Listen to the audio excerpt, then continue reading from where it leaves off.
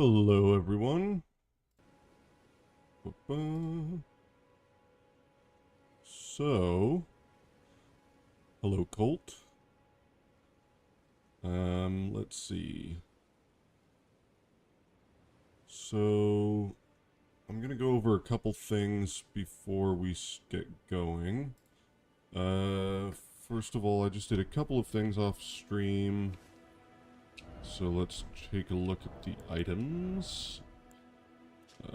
Ballista bolt, hand ballista.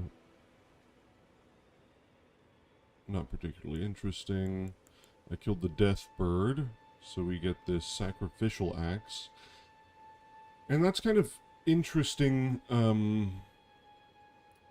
One way you could look at this is the death bird is eating a crescent moon. Although that could just be, the style of blade. It may not mean anything. But that would be interesting. And also the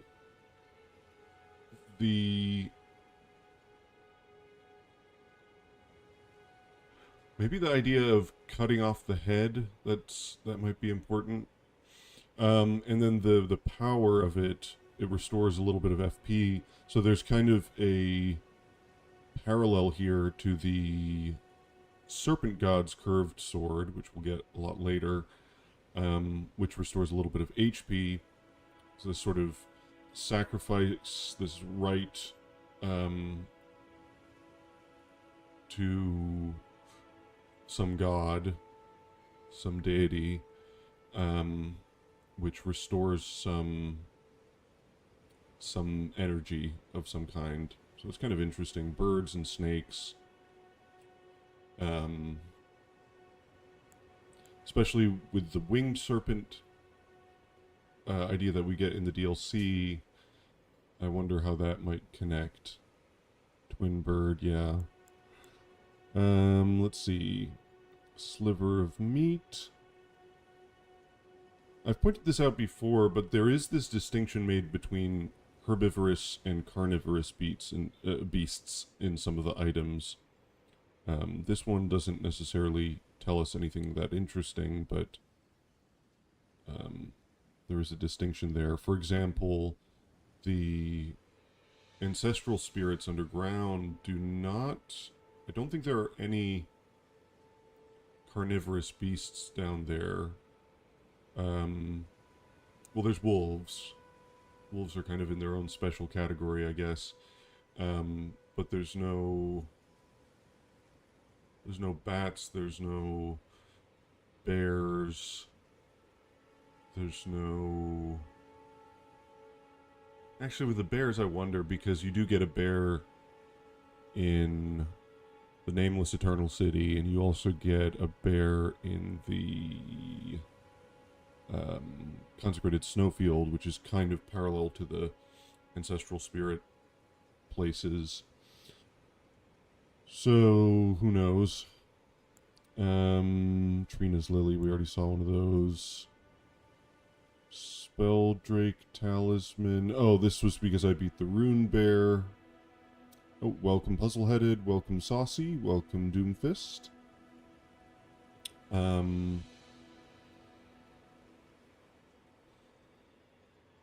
What's your nutty theory for the day? How about Torrent being a doll since he eats cotton fruit? I realized, so I talked about this video that I saw from The Alchemist on, I think, the last stream. I didn't realize he was the one who made that video about Mikla being Torrent. So that's pretty amazing.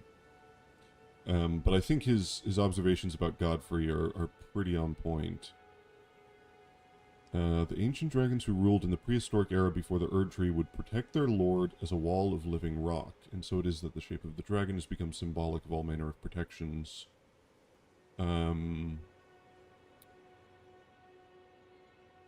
Yeah. And multiple people have pointed out that this sigil on the talisman is not too dissimilar from the shape of the lands between.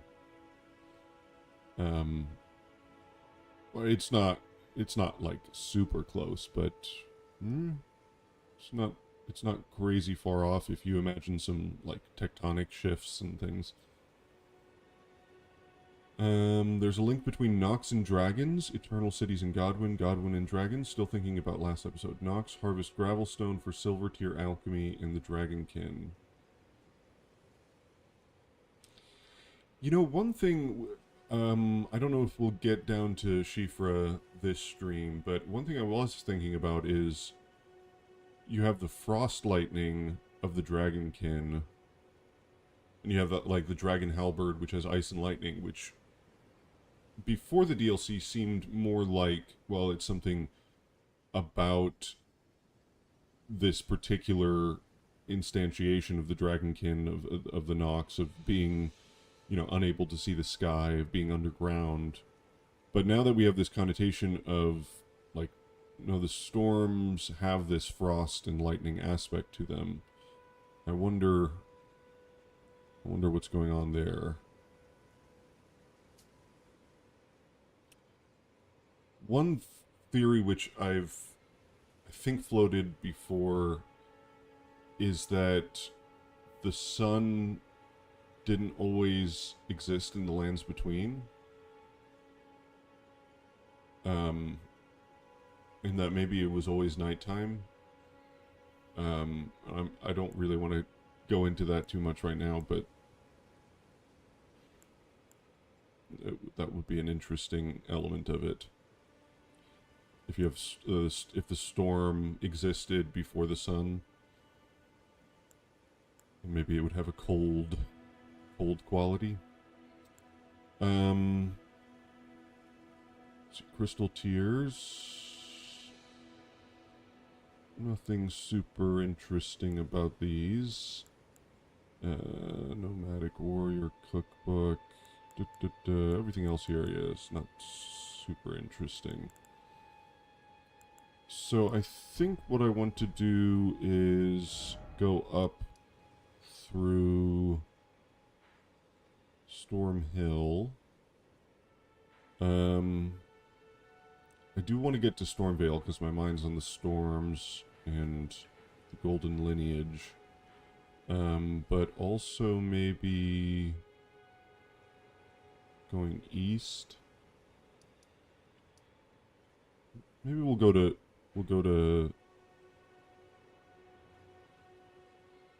Margit.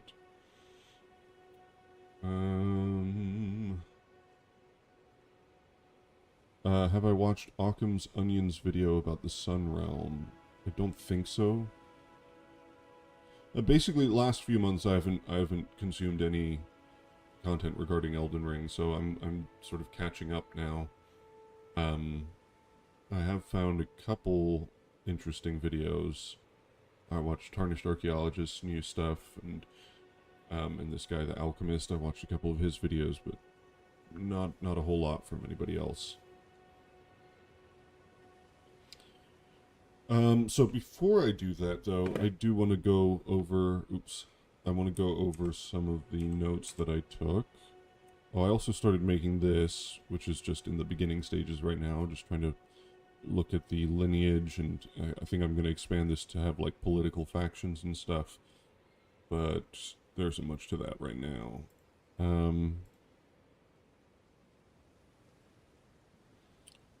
So... talking about Godwyn.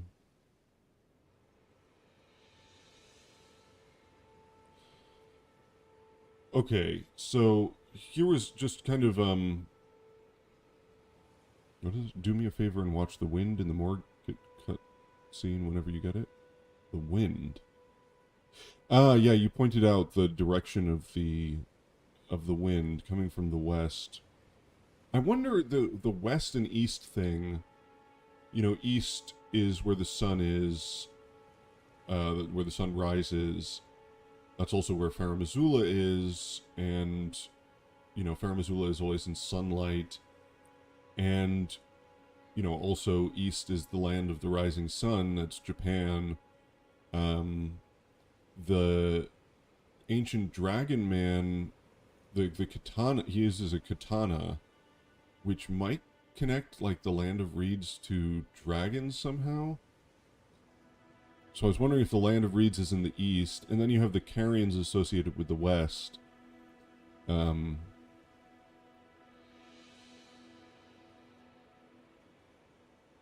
Anyway, I don't know what to make of that, but I was just thinking about that. I don't know why the storms would be going that way, or the wind would be going that way. Welcome, my gel and Danger Man. On Godwin being maybe or maybe not America's kid, Melina is pretty confirmed in the DLC that she's a daughter and not fucked up.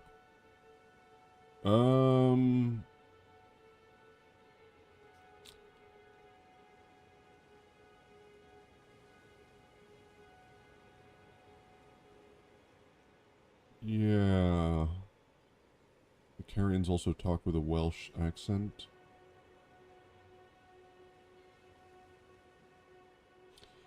You know, that's interesting because, what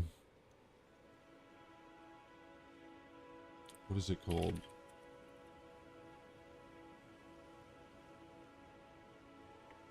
Because, you know, back in the Ice Age, before the Younger Dryas period, you know, the sea level was much lower, and there was this whole area around Great Britain, which doesn't exist now. And people have connected a lot of the stuff to Tolkien's work. I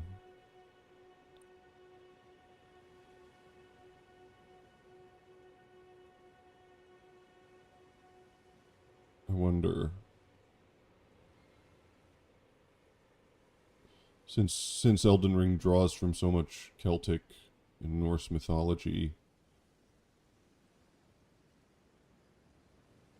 the idea that it might be like an island here, kind of, or inspired by something like that.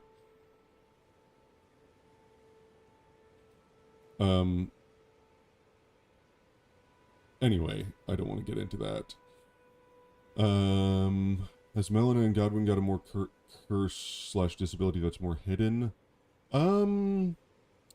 Melina... I guess Melina is not explicitly said to be cursed. But...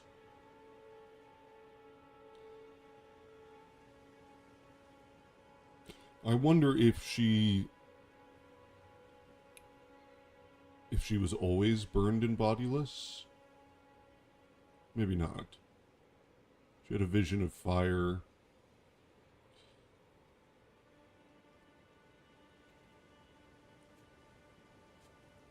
Excuse me. A sec.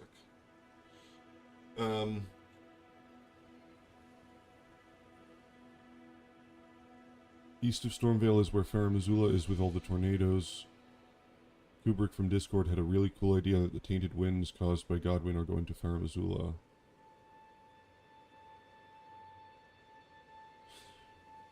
Yeah.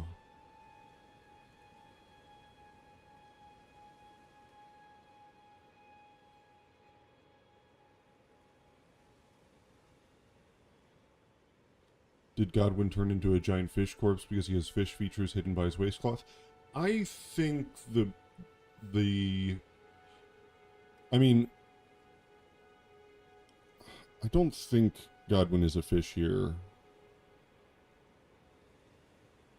I mean, I connect the fish part of him to be more related to his, you know, the general transformation of his face and stuff.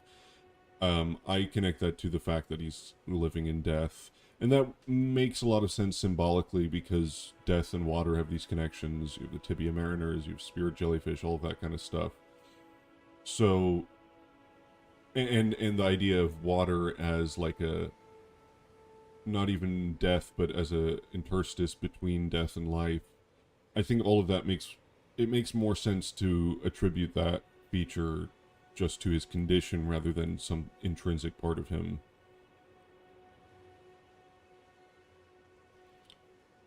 It's possible, though. It's possible he was always a fish man.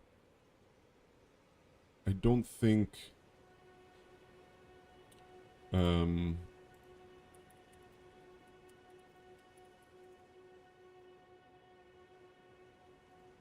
in the story Peggy 6. trailer. Can you see anything?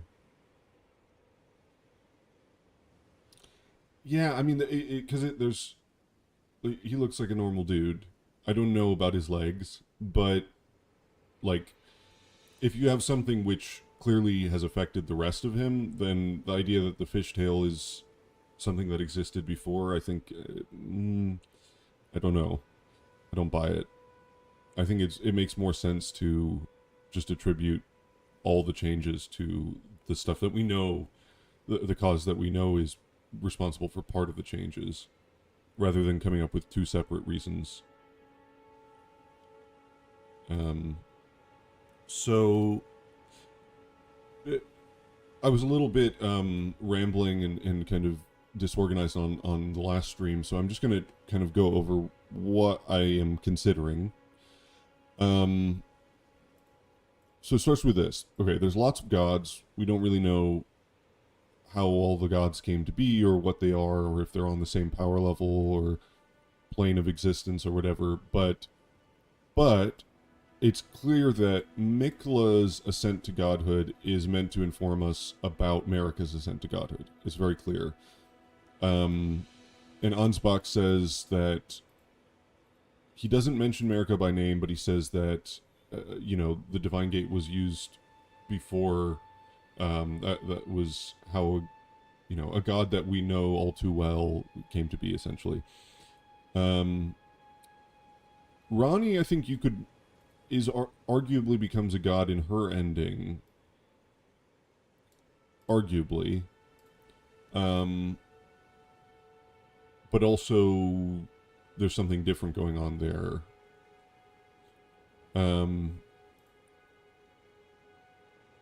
But in any case, with Mikla and Marika, we have this secret rite of the Divine Gate, which says that a lord will usher in a god's return, and the lord's soul will require a vessel. So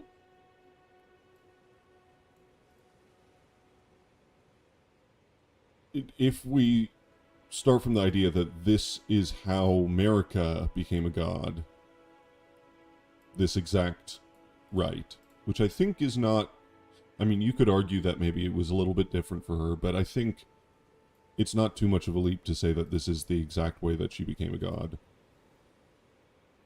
So then I have two premises here. One is Marika's ascension to godhood is roughly concurrent with the Crusade. Now that's debatable.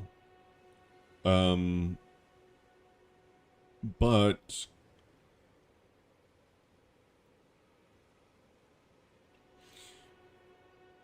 I think there's reason to suspect that that's the case. Her becoming a god, I mean, the Divine Gate is made out of a bunch of bodies. Now, I need to check this for myself, but people were telling me that they do have horns, the bodies there. So the idea that she, basically killed a bunch of Hornsent and used their bodies to create the Divine Gate, that seems pretty... It makes a lot of sense. It also kind of lines up with the Berserk analogies. If she was sort of if she was an important person in the Hornsent culture and then sort of betrayed them all and used their souls, used their life to ascend to godhood. It has real Griffith parallels there, so that makes a lot of sense. It's possible she ascended to godhood before, and that this was actually something that the Hornsent were okay with, but I don't think so.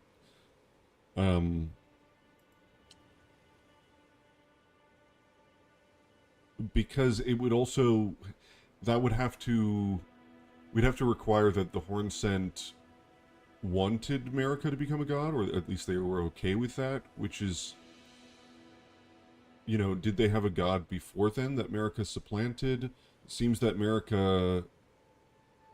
there's that, white thing in the story trailer that she takes the gold threads out of. I take that to be, she killed something or someone. I don't know. To me, it just makes more sense to put these together. That the crusade, part of the reason for the crusade, is to kill the Hornsent and to use their life to ascend to godhood. And then premise 2 is Godfrey became Lord before the crusade,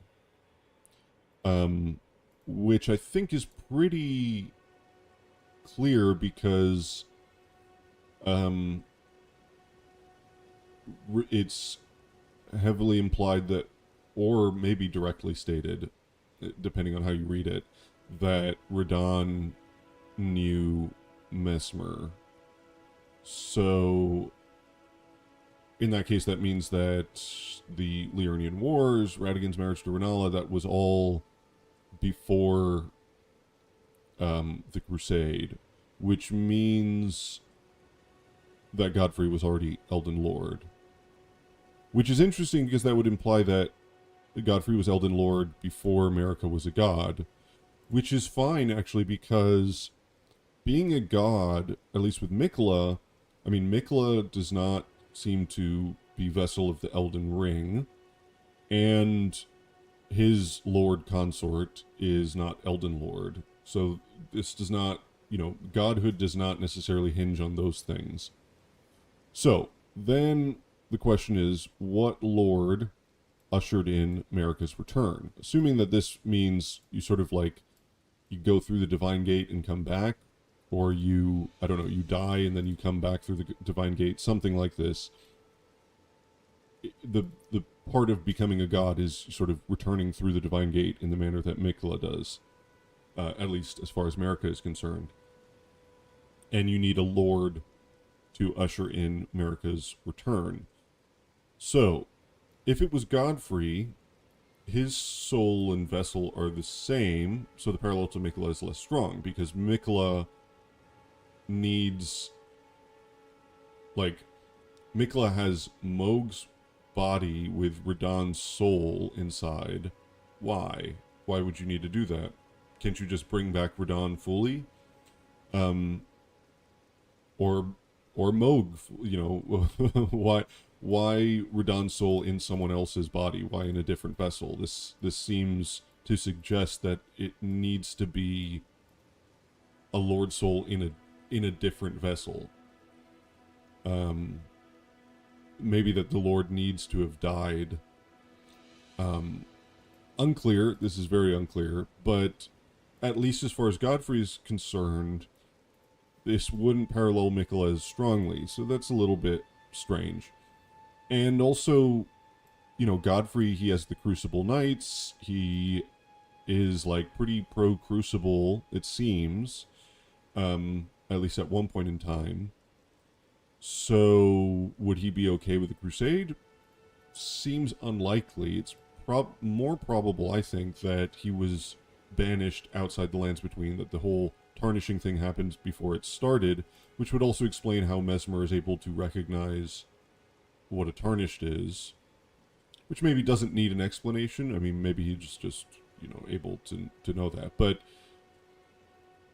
that would make sense, I think. So Godfrey seems not so likely.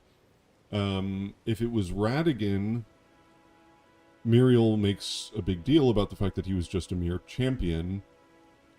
Now maybe he became Lord first, and then Marika became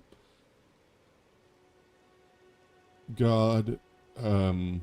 That's possible, but there is still the same question about the soul and the vessel being different, if that's an intrinsic thing that needs to happen as part of this rite. It's possible also it's Serash. This doesn't seem likely, but Serash is the Lord of Beasts, and you could argue that he is a Lord soul in the vessel of Godfrey, something like that. It's a little, I don't know, that's a little messy. Doesn't seem likely, but maybe. So then my thesis, and just to be clear, I don't believe this. I'm just sort of trying to argue this as best as I can to figure out if there's anything to this. That Godwyn's soul was used in Ratigan's body because Godwyn is the true heir to the Elden Throne. And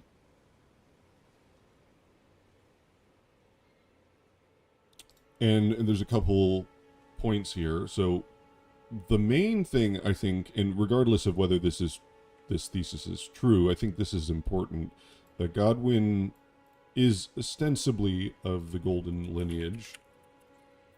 It's never directly stated, but he's said to be the, scion of the Golden Bough. His name is Godwyn, like Godric and Godfrey, and Godfrey.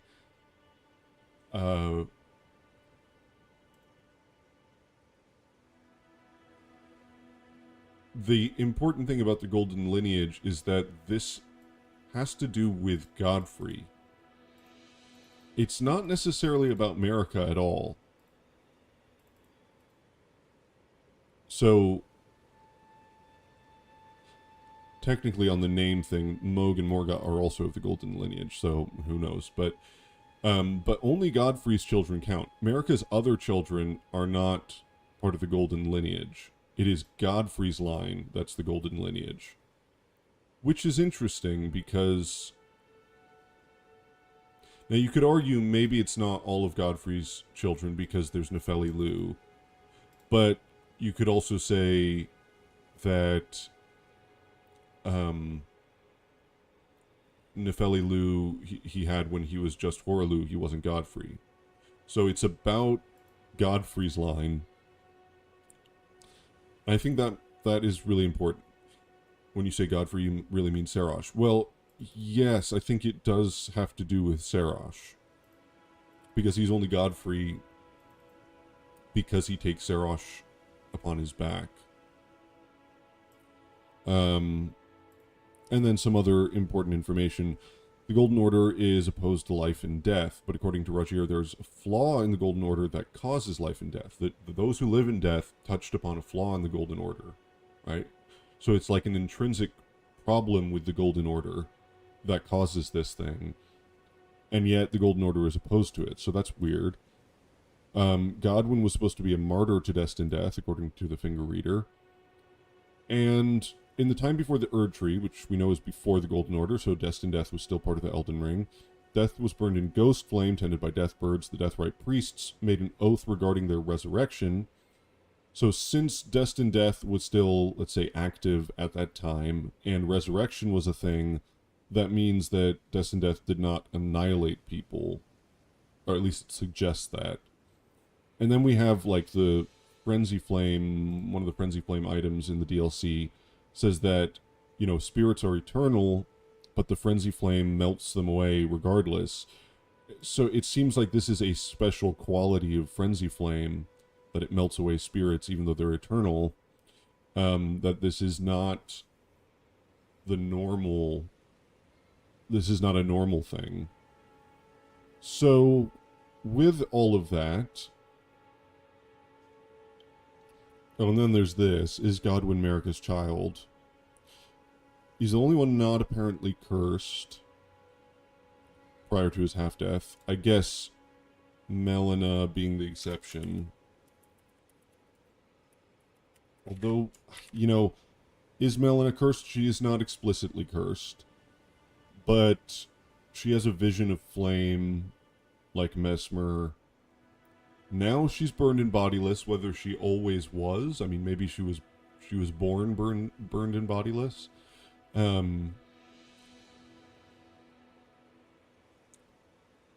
She has the seal on her eye, which in Mesmer's case is sealing this abyssal serpent, which seems to be the curse with him. So arguably I would say she is probably cursed. I think cursed is kind of a vague word, but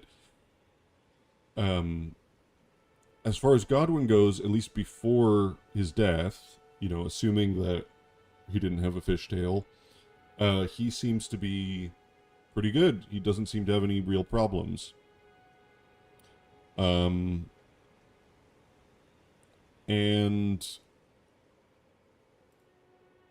also, you know, America has all these twins, or at least, I don't know if Melina and Mesmer are twins. I guess Melina is the younger sister, so that wouldn't really. Well, you can have a younger twin, right? Because one is born first. Um, Godwin sort of doesn't fit into the picture nicely. You have Mogan Morgott, you've got Melina and Mesmer, you've got Mikkel and Melania, and then Godwin. Godwin just sort of stands out. So the reason I'm wondering about this is, okay, we take the George R. R. Martin view of things. So Marika seeks vengeance. She seduces Orlu, who I think was similar to Ornis, as pointed out by The Alchemist, the YouTuber The Alchemist. Orlu was a Highland warrior who subjugated a beast, in this case Sarash, who is either, you know, a divine beast or something close to it, something related. This is important in the Hornsent culture. He has Hornsent children, assuming that there's no real distinction between Omen and Hornsent. I don't know. But, you know, he seems to... It makes sense, I think, for him to have been... that what he does with Sarash is a kind of divine invocation similar to Ornis subjugating and divinely invoking the divine bird. So, Marika arguably has two prior children, I would say with Radigan, with her other self, which I'm coming round to Titan's not here, but Titan's idea that maybe this is her twin, like a chimeric twin. In any case, you know, part of herself, whatever. She's got two prior children. I think that they must be prior, well, or at least, you know, around the same time period. She builds a massive army and conquers everything with Godfrey, including the fire giants, which all seems, you know, the Hornsent are opposed to the fire giants, so this seems like it's probable that this is all while she's still allied with the Hornsent. And then a bunch of things happen. Godfrey and his warriors get banished. The Crucible becomes taboo. There's this crusade against the Hornsent, all the Crucible worshippers. Maybe she kills the previous god. She uses the Gate of Divinity. Godfrey's screwed. Mogan and Morgott are screwed. The Storm Beasts are dead. The Crucible is taboo. And some point later, Godric is hounded from the capital. Godfrey is captured. Everyone with Godfrey's bloodline is out of the picture. So what about Godwin? So my idea is Marika wanted to kill Godwin. Okay, I'll give you the most schizo version of the idea. That Godwin was a child of Godfrey, but not Marika. And Godwin was supposed to inherit the Elden throne. But Marika was ambitious. She wanted to supplant that. And she wanted to kill Godwin. But because she needed the throne, she wanted to put Godwin's soul inside Radigan and ascend to godhood.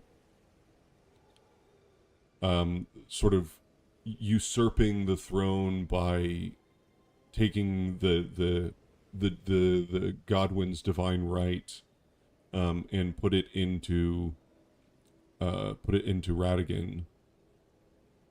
But Ronnie fucked everything up by only half killing Godwin, which means that Godwin's soul was inside Radigan, but he was still alive. Which means that he is living in death, which is now this inherent flaw in the Golden Order.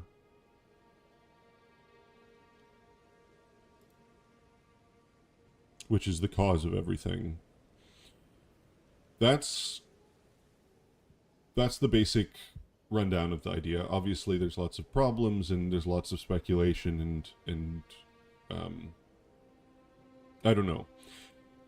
I don't know if I buy any of it, but it does seem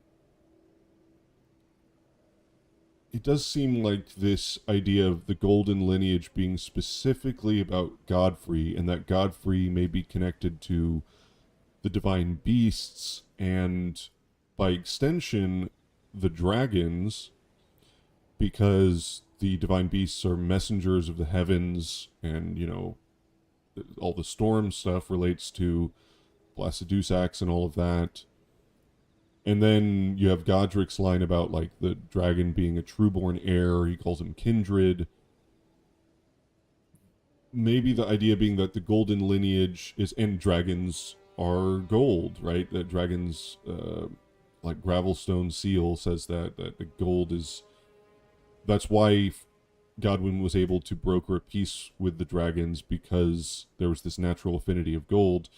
The idea of the golden lineage being like a dragon lineage somehow, and that this is the throne of, this is the line that inherits the throne of Elden Lord. The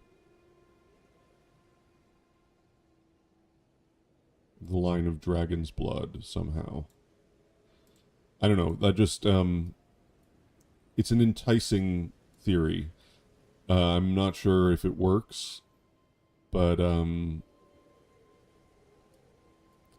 it would explain a lot of things while also opening up other questions, which is pretty classic Elden Ring stuff. So, let me just read some comments really quick. Blah, blah, blah.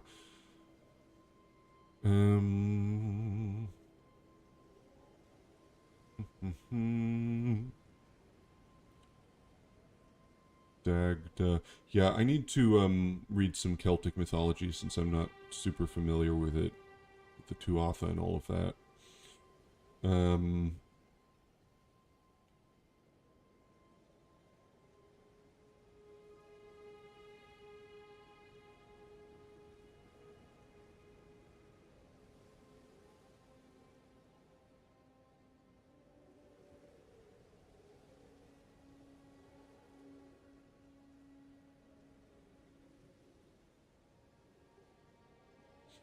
Yeah, it's a good point. Neither Godfrey or Serosh seem to embody anything regarding the storm, so that's a fair point. Before Godfrey took over Stormvale, you have the ancient crest of Stormvale, which is a what is it? Hawk crest shield. So this crest is the long forgotten crest of Stormvale, ancient in design, and I think this you could maybe see as being related to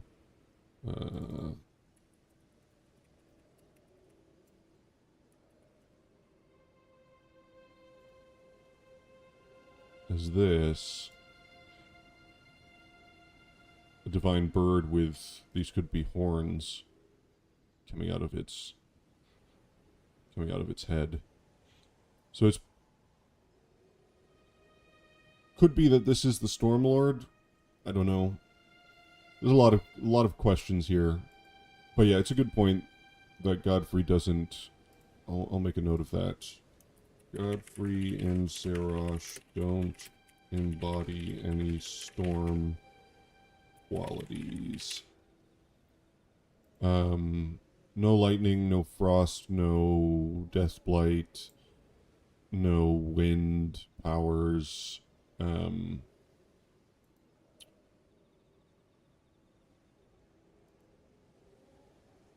There is Hoarfrost Stomp and just the name Horalu. That's sort of the only possible connection there. And then just lions, but Um, Godwin might have been the one to inherit the Elden Throne from Placian said.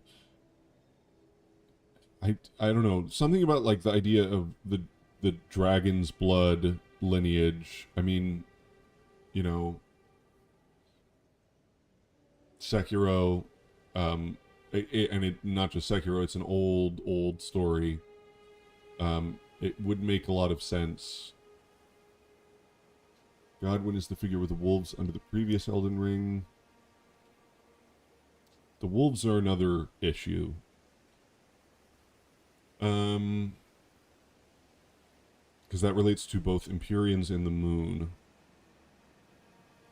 Godwin's knights have the hawk on their cape. Maybe it's for a reason. Godwin is exalted in Souls, Stormvale, Faramazula. Yeah, it's hard to say whether that's something he took on, because once Godfrey became the Lord of Stormvale, he maybe sort of adopted all of this Stormhawk stuff going on. Not sure.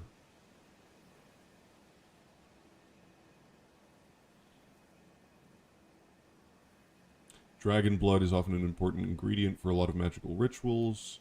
Yeah, and I mentioned this, I think, in my Crucible video, that dragon's blood is an alchemical term for, well, one thing, there's a particular type of tree which exudes red sap, which is called dragon's blood, and there's also cinnabar, which is called dragon's blood, which is the main sort of material source of mercury, which is like the prima materia that's in any kind of alchemical mixture. Like mercury is the most important thing.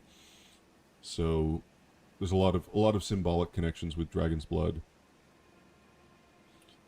I always found it strange that Godwin has no throne in the Morgott scene, with Ronnie even having one. Seems like everyone went against him at some point.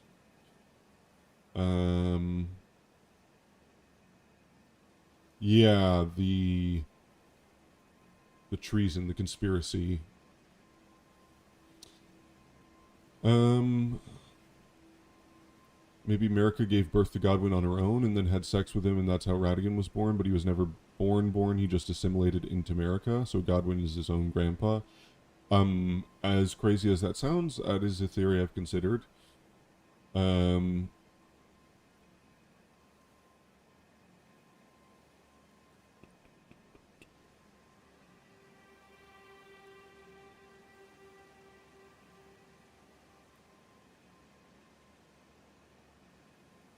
So since we know dragons and humans are separate, could we say the common link is the gold, or perhaps the god lineage, which assumedly in both cases involved the ER?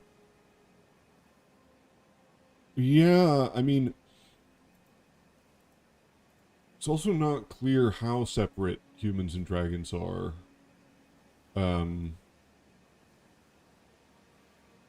Dragons can take human form, and humans can consume dragon hearts to sort of become draconic. So it's not obvious to me that there is like a clear separation there. Also, the Dragonkin warriors,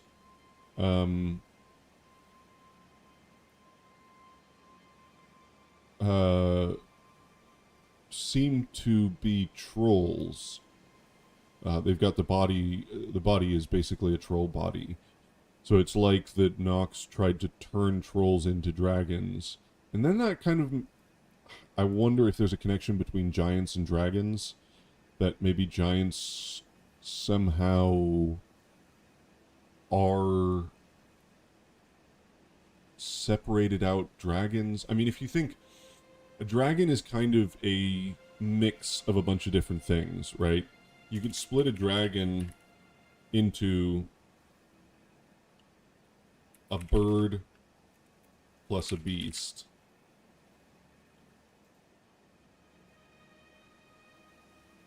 But then maybe there's... And then you have beast men, which are beast plus man. Um, given all the sort of division and separation themes, I wonder if basically everything doesn't initially come from dragons and they've just all been sort of split apart. Yeah, and then there's snakes, and I have no idea where to fit snakes into anything. Bird plus beast plus snake, maybe?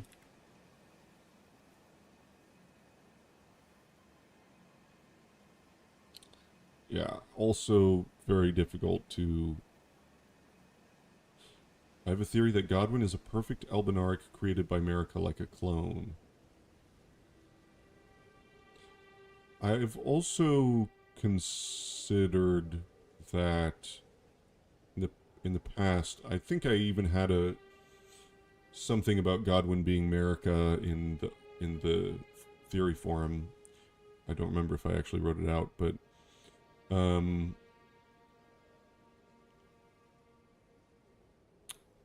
if you want to, Blake, if you're not in the Discord, join the Discord and write that up in the forum or something, because I'd be interested to read that. Giants can't be dragons. Giants are balding. That's not cool. Dragons are cool. Ergo, giants can't be dragons.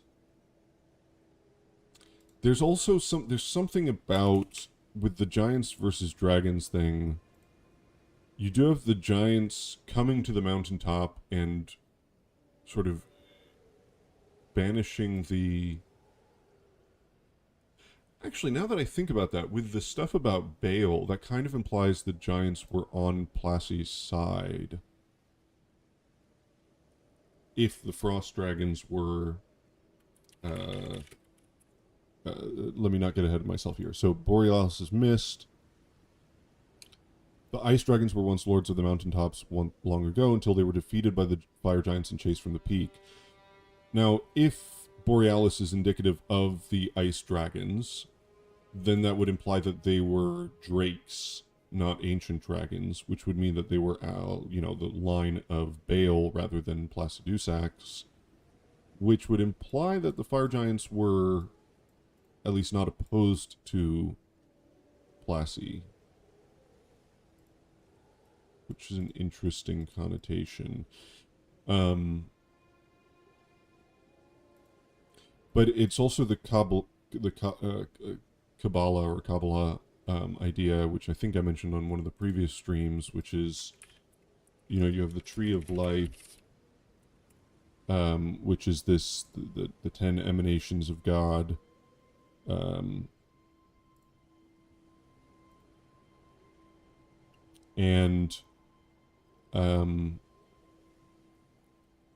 This is the sort of the structure of the universe. But the way it happens is the lightning flash. So it starts from the top and goes down. So basically you have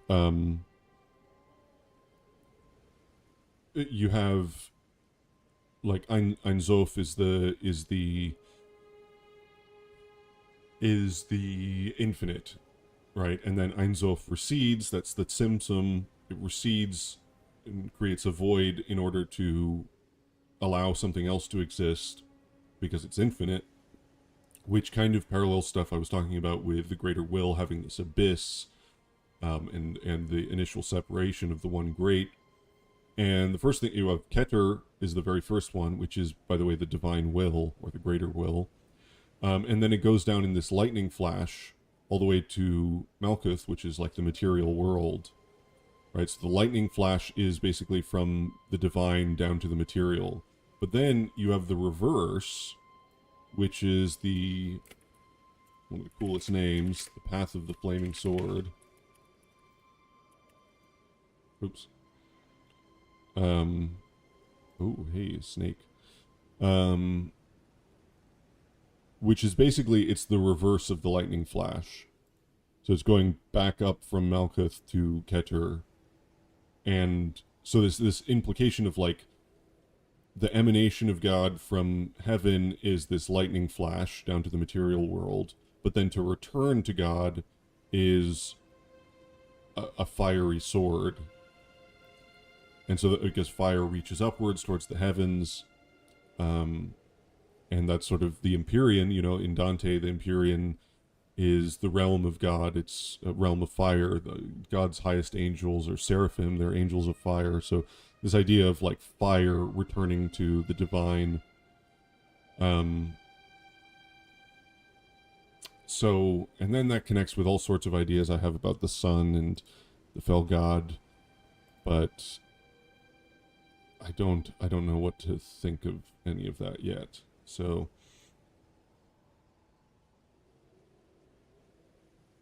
anyway, so for now, I do want to actually make some progress so that I don't just get caught up on lore theorizing every stream. But I will read your comments as they come out. Godwin and his relationship with dragons. Godfrey is a child of Placidus and the previous god.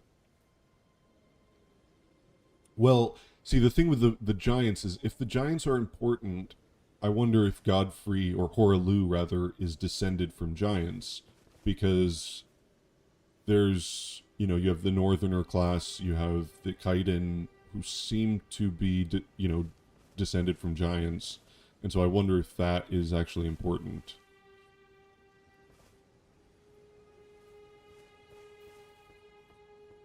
Where do glintstone dragons fit into this? Maybe they're smarter because of magic, but I don't know if that means they align differently. Well, I think with the drakes, you have this quality that the drakes seem to... they seem to sort of take on the characteristics of their environment. So it's not just glintstone, but it's, you know, rot and maybe even the ice itself. Why don't I not? Let's go kill these guys first.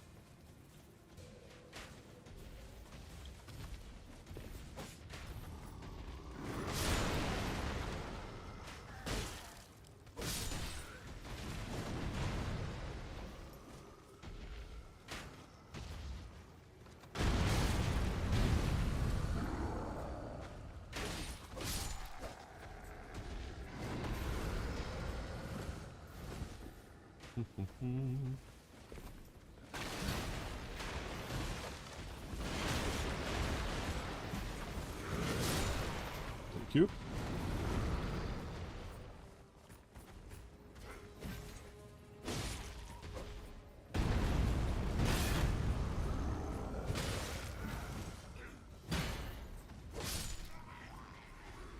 Okay.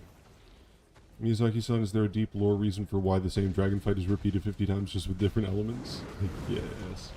Well, look, I mean, look, the thing with the lore is when people find something that's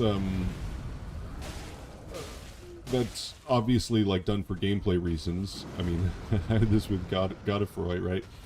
That they assume that, like, oh, that sort of sullies the lore because it's done for gameplay reasons. But the thing is, like, all of the lore is done for gameplay reasons. He's building a game, right? And Miyazaki has said explicitly that he is a story for game guy. He's not a game for story guy. And it's a little bit different because George R.R. Martin created this thing first. Oh, what the heck? Why am I using my shield? What the heck? Okay. But, I mean, most games that have a really in-depth story, a lot of that story is not, it's not like you write the story out and then you make the game. A lot of that is done post hoc. So it's always retconning.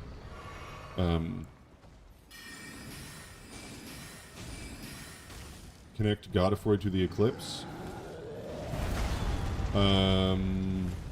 Well, Godwin is connected to the Eclipse. Could be an aspect of the Golden Lineage. There's something to do with the Eclipse.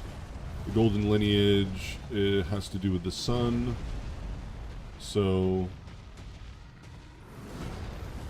Um, Godefroy is of the Golden lineage. He's of the Sun lineage. And he is now in an Everjail, which is like his light being eclipsed. Boom.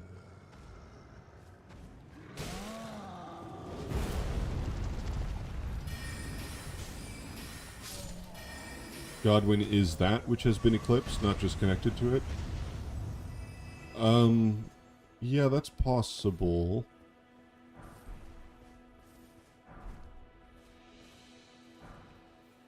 I think they make all their lore decisions after doing mushrooms. They grab a whole bag of them as they walk into the meetings and then eat them like chips. That's why every meeting changes everything.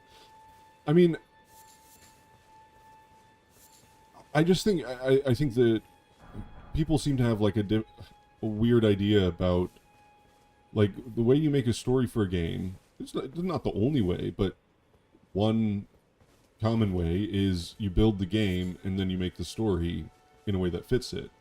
And if you're deeply knowledgeable about the occult and various mythological traditions, and you've got all sorts of philosophies and themes that you want to incorporate in there, it's not a crazy thing to do to make it make so much sense.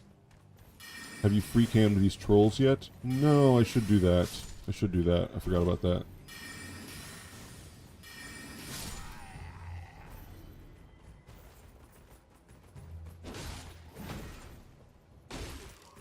I really like the war pick. If we get a war pick, I kind of want to use it.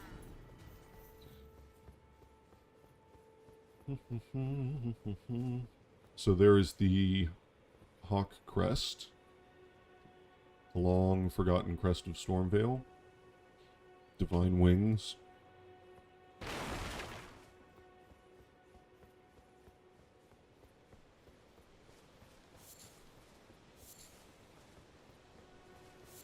I mean, I'm encountering, like, for those of you who haven't been on it, on my other channel, I'm occasionally streaming me working on a game that I'm making.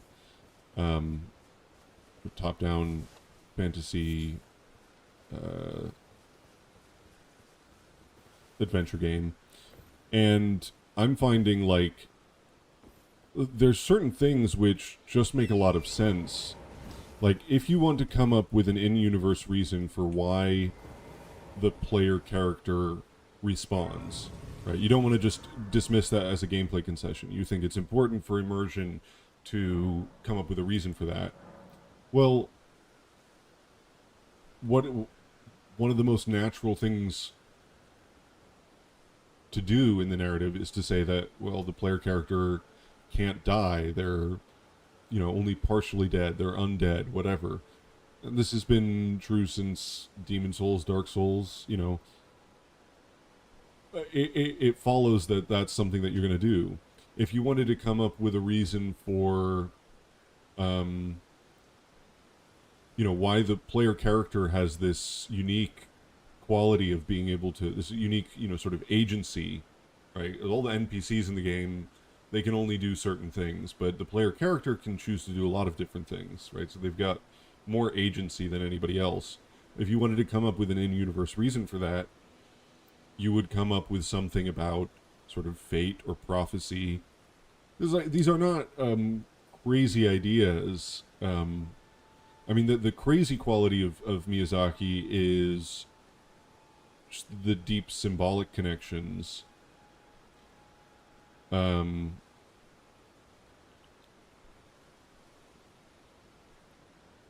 a lot of that is more to do with probably his team and the artistic people, the visual designers, who have always been fantastic at FromSoft. That is not Miyazaki. I mean, he says that, he gives these general guidelines, but he doesn't tell people how to do specific designs or colors or anything like this. So, at least that was true in the Dark Souls days.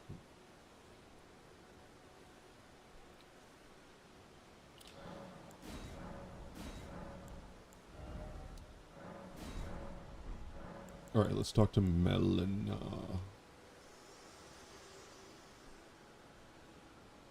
This tiny golden aura is the grace of the Erd Tree. This light once shone in the eyes of your tarnished brethren, but now it is all that guides you. Or so I hear. You can see them, can't you? The rays of grace that guide you through your burden. Upon the cliff in Castle Stormvale is a shard-bearer, a demigod, who inherited a fragment of the shattered Elden Ring. If the rays of grace signal the castle, then the Elden Ring beckons you. As an ally by pact, I pray that you are fit to face the challenge presented by the ring.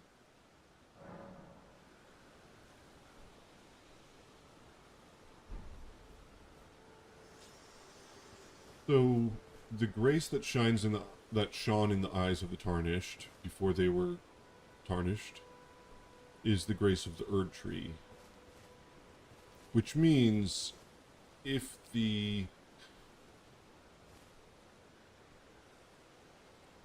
crusade happened after the tarnished were a thing, that means the Erd Tree was a thing. And then we know the iris of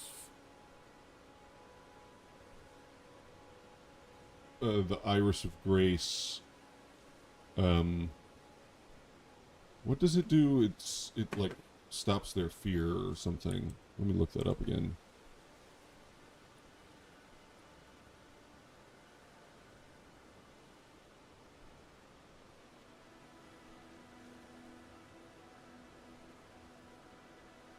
Quell the fears of their flock to magnificent effect. Yeah, and then there's the iris of occultation.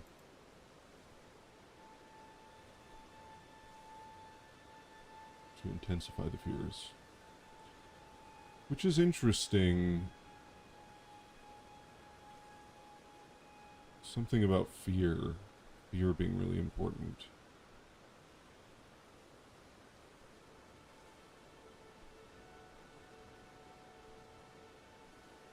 Welcome, Pietro.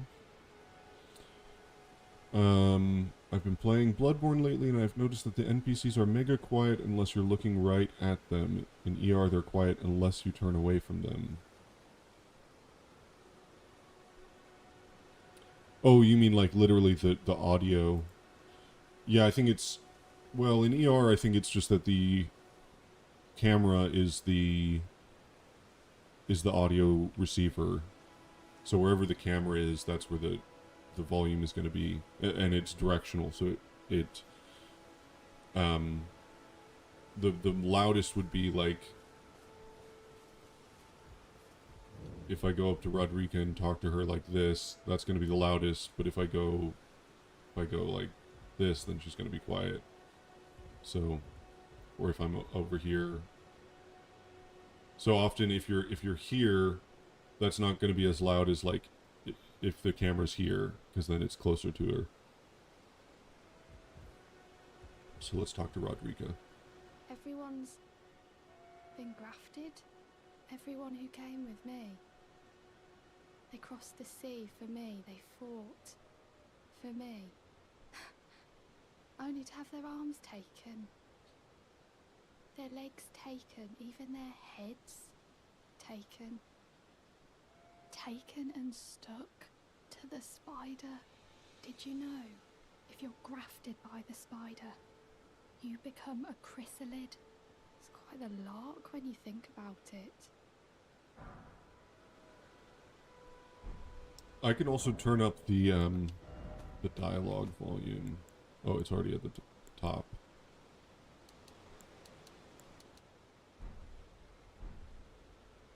You're all on your own, are you? And heading to Stormvale Castle?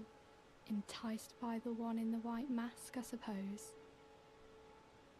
Oh, you've come to be one with the spider? Well, that makes us two peas in a pod. But I don't have your courage. It's scary, you know, having your arms cut off. Or legs. Or your head. I want to be like everyone else, but I'm just too scared. I'm nothing but a craven. Nothing but a craven. I really like Rodriguez's voice actor.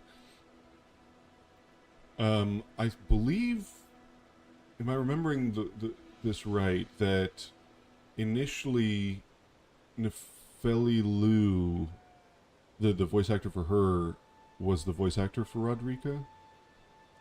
I think.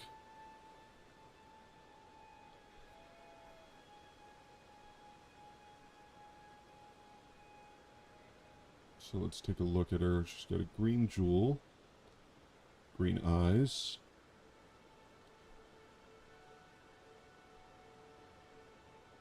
Yeah, definitely green. And I don't think there's anyone else with that particular eye color. There's a few people who might be similar. But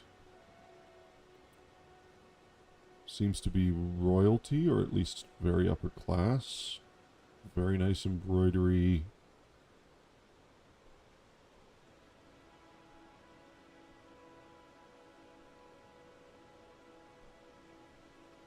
What color eyes were the divine beasts? Oh, that's a good point. Right. Let's do a check on that.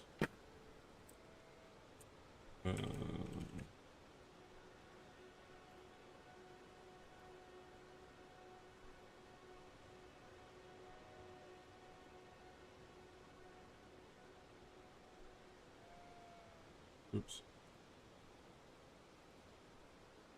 That's pretty close. It's pretty close.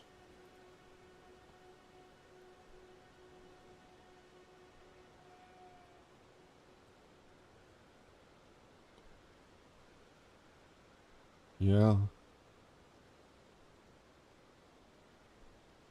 I guess you could say it is a kind of spirit tuning. Being a divine beast. Or being a sculpted keeper. Rakshasa has green eyes too? Oh, interesting. Hmm.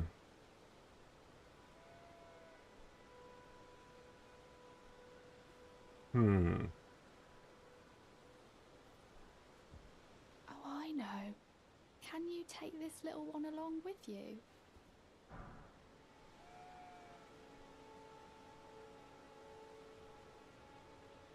I wonder where she got that. Did she get that when she arrived?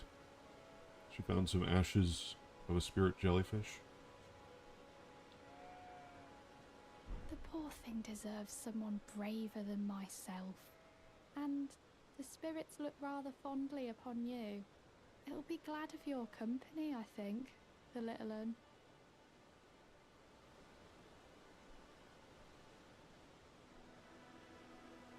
What did she physically give us? Well, when you... Let's see, I can't... Can I not summon something here? I should pause when I summon a spirit so you can see the actual item.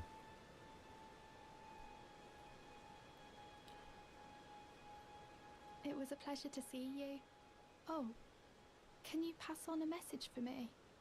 If you see the little chrysalids in Stormvale Castle, tell them I love them. And that, despite my craven heart, I'm sure I'll be joining their club soon enough. I'm finally getting the hang of this whole pain thing, you know.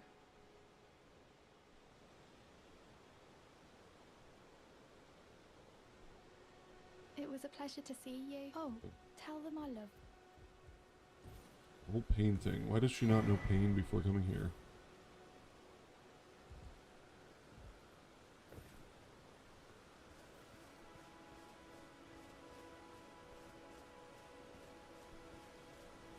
The eyes are notable because Hugh says that he knew a spirit tuner long ago who had the same eyes, so...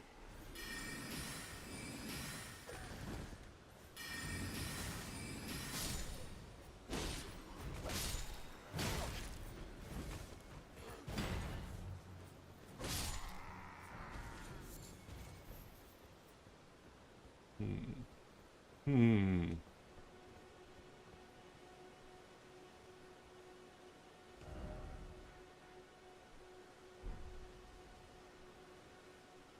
Here the wind seems to be blowing southward. Oh, that's right, the wolves. I'm so used to just avoiding them. So that's funny. But let's do that, because that is weird also. Why do wolves come from the storm?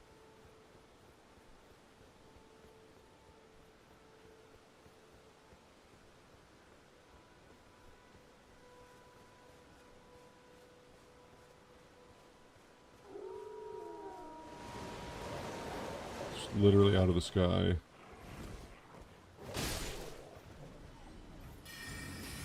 Very weird. Very weird.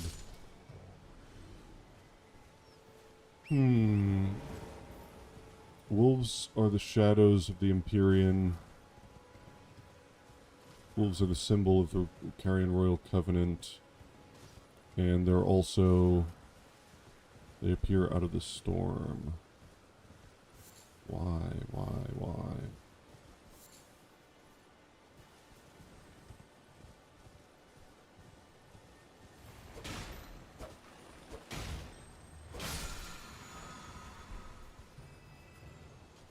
So bizarre. Very bizarre.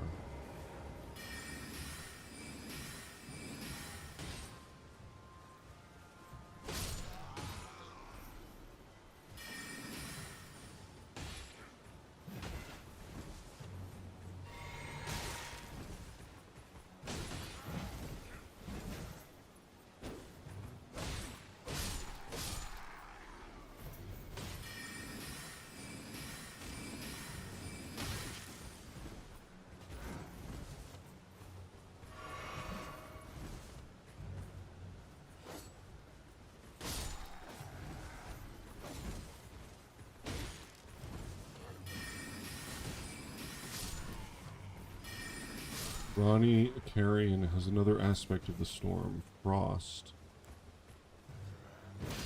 Ah, come on. I don't want to parry you. Why am I so late?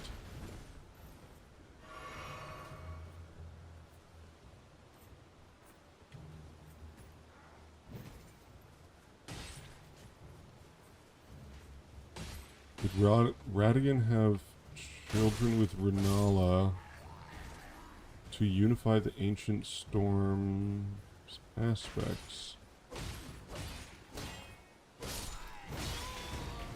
That's an odd idea.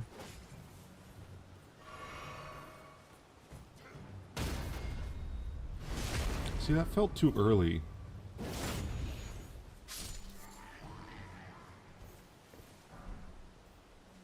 We'll look at those items. Isn't there another guy here? Oh, there we go.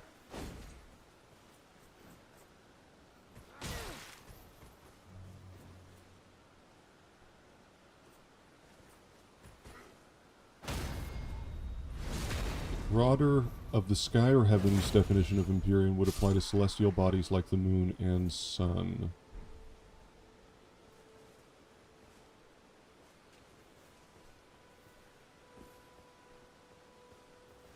Yeah. Shadows of the Empyrean. Shadows of the Empyrean.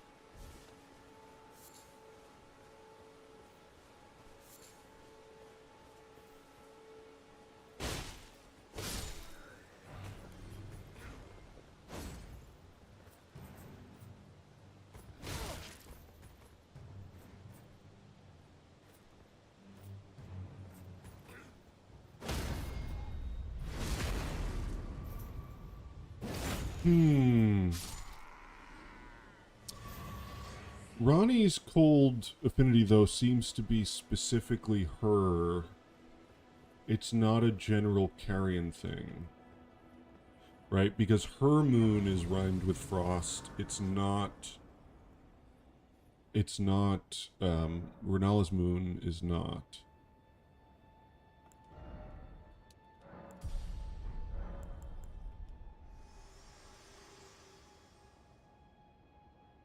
Me?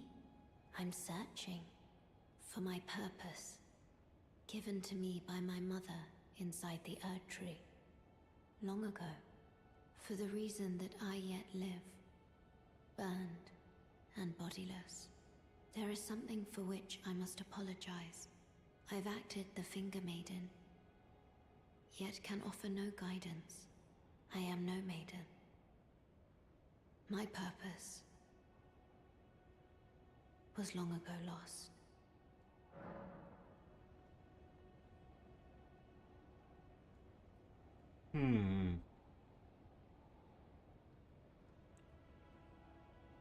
So Marika gave her her purpose.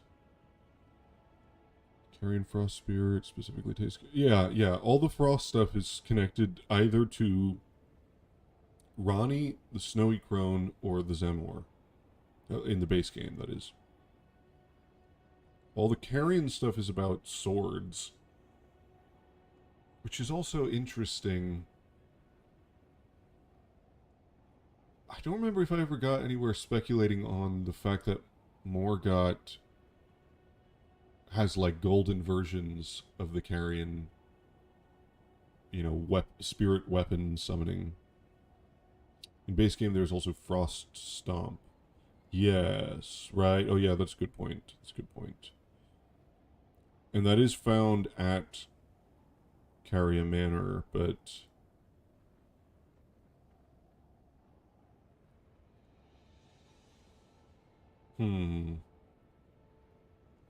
So the Erd Tree existed before Melina, Mesper, and Godwin's birth.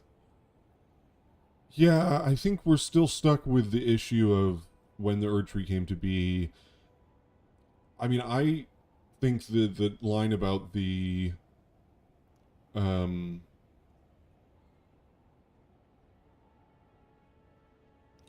giants, the giants being enemies of the Erd Tree since ancient times, that suggests that the Erd Tree was always around. Or maybe not always around, but I think if you imagine, you know, the Crucible, if there was a big tree-like thing, whether it was the Erd Tree or not, I don't know. I'm still confused about this. That was a gift from Soul, like the axe? Oh, right, the Icewind hatchet. Right, so that has to do with the Frost Dragons. Yeah. Okay.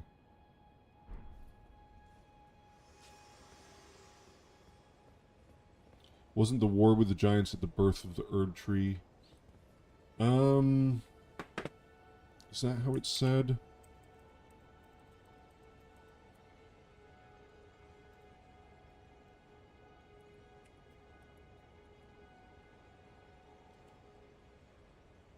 Using the weapons of champions of the war against the giants at the birth of the Erd Tree. Yeah, that's so odd. Because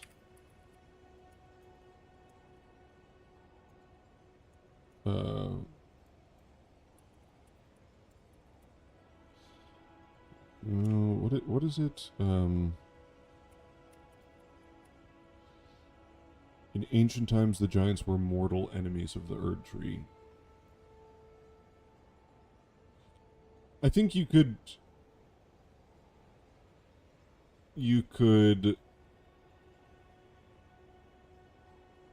extend birth to be like a more general period of time. Like the Erd Tree is born, the giants are enemies of it, and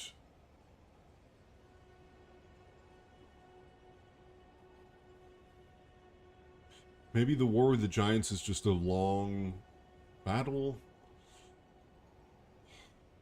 It's kind of tricky.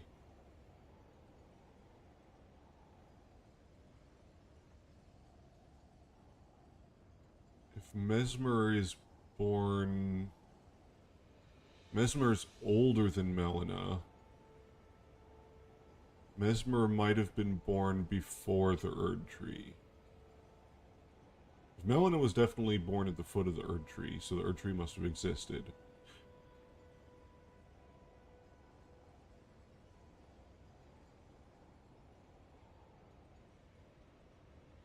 Mesmer might have been born earlier.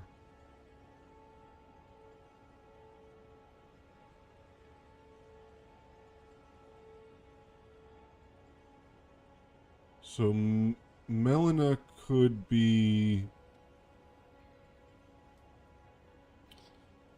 Melina could have been born after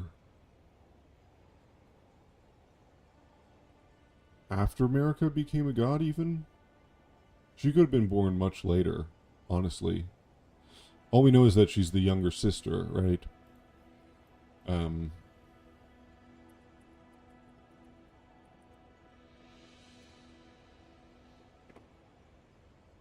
Yeah, younger sister. So, you know, she could have been of the Mikola Melania brood, honestly.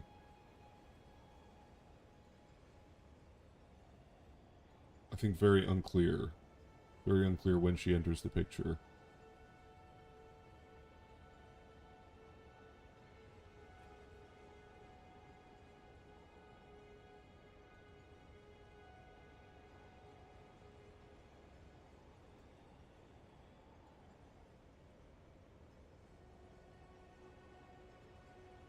Also possible that she was born, died, and then reborn, and therefore maybe she was born before the Erd Tree and then reborn after the Erd Tree.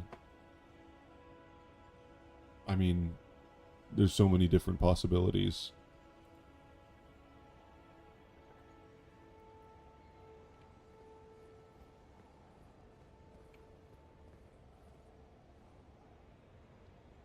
Okay.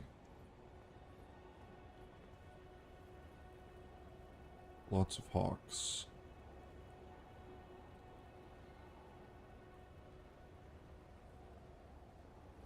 Burned and bodiless lends credence to the thought that she was reborn. Foul tarnished. In search of the Elden Ring. Yeah, wind blowing to the east. Emboldened by the flame of ambition.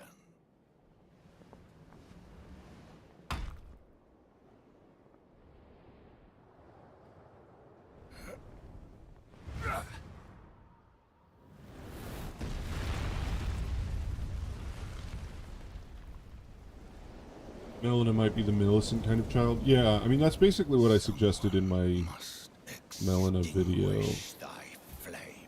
which is before the DLC. Let it be Margit the Fell.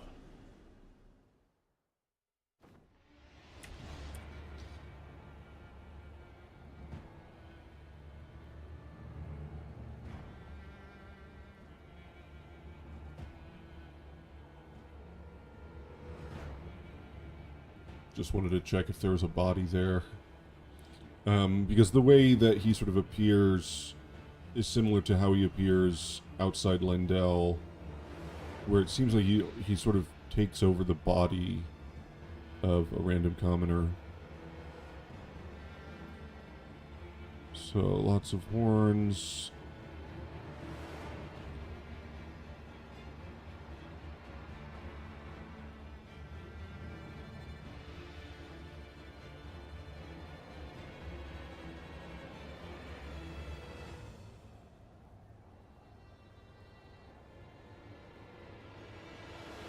Seems to have gold inside.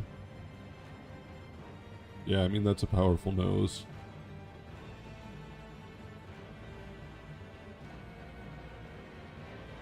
Such a strange cloak.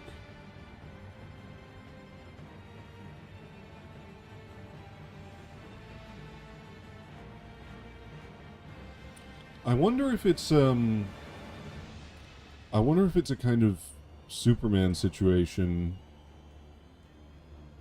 that it isn't a cloak at all, but like maybe the wrapping when he was cast into the sewers. Wait, Morgoth was cast into the sewers as well, right?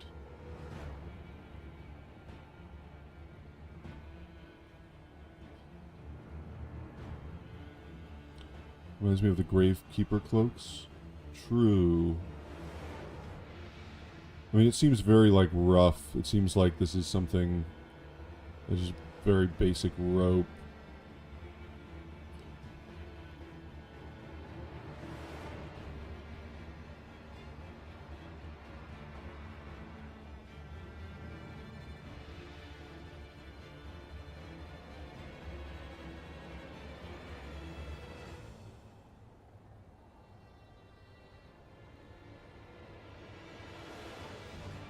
Yes, this is a good time to mention that a while back, one of the artists that worked on the Shadow of the Erdtree story trailer confirmed accidentally that what Marika pulls the strands out of is a baby diaper or swaddling cloth. Wait, really? Wait. Where is that? How do I find that?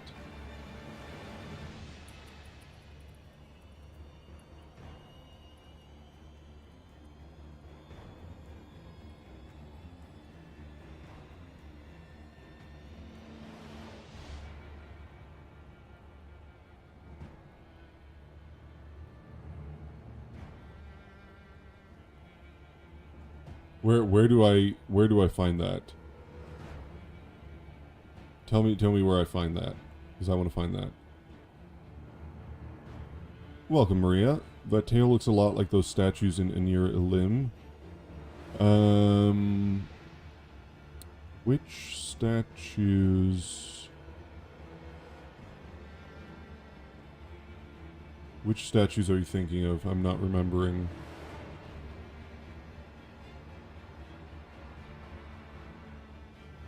Okay, Pipus, if you can tell me where I can find that, I would love to find that.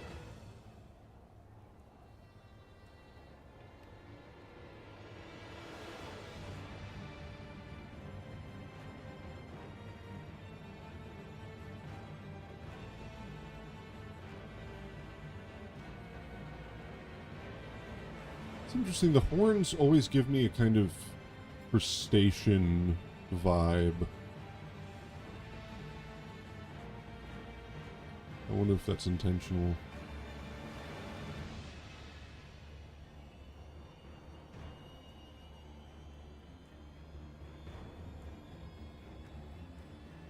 White hair.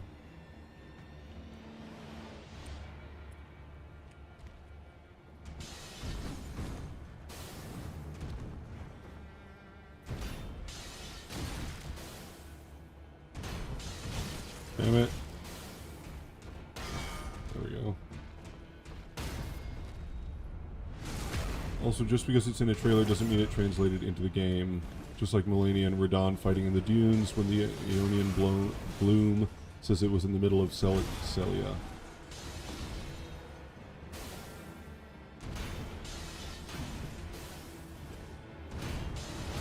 Bruh. Just want to parry you.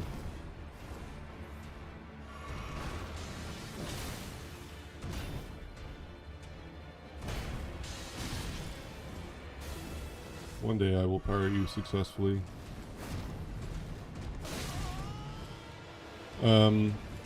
Is it possible that the dunes were that Celia was dunes though? I guess in the trailer, do you see like the coastline or something? There we go.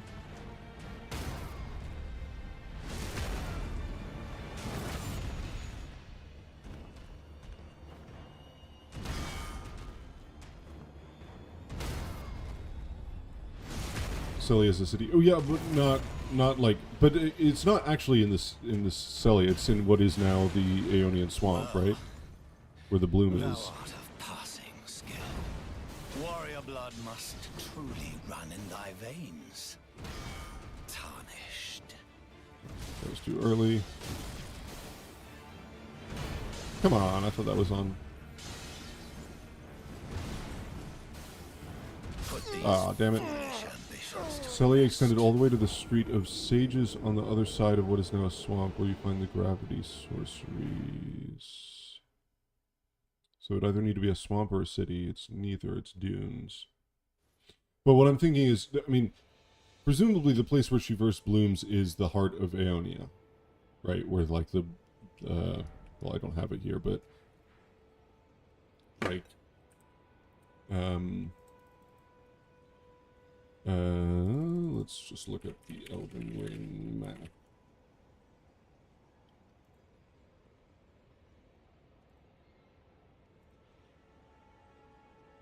Like here, right? That's the heart of Aeonia. I would assume that that is where she bloomed. What I'm thinking is maybe this was all dunes. Took place in the middle of the city. Wasn't the city over here? Right? Sort of off to the side.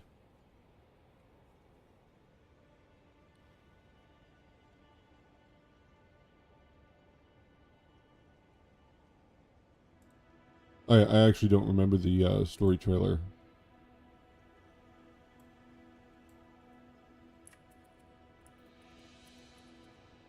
Street of Sages is west?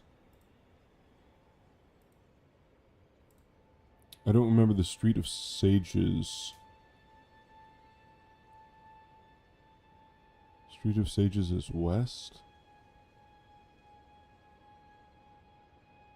Oh, like the ruins over in this part?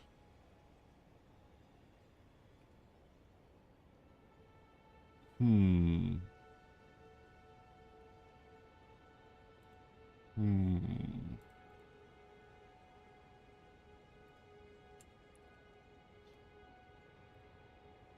Peggy 16.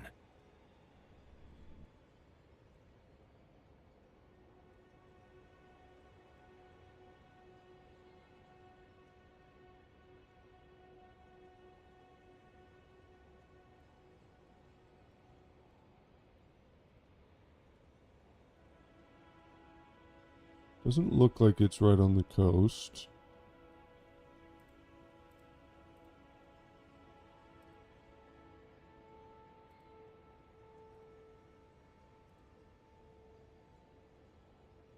What is that in the background? So just... Oh, that's just the dirt. Okay.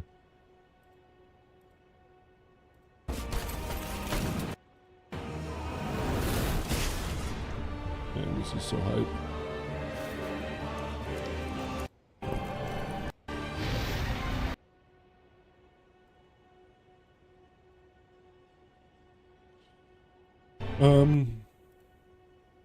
Yeah, I don't know. Difficult to say.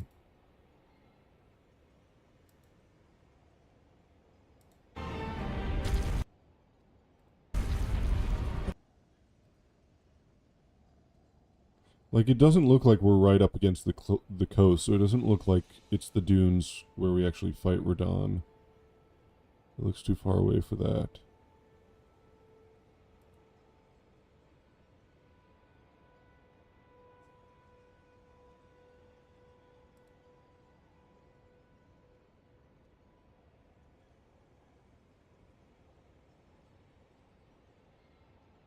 Why would Radon travel from Celia to the dunes?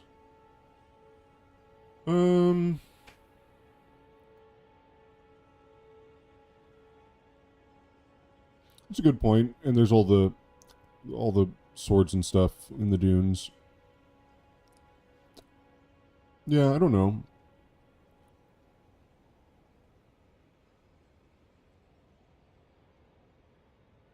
I mean, it could be that just the battle was, you know, taking place all over the place. There's the catacombs. The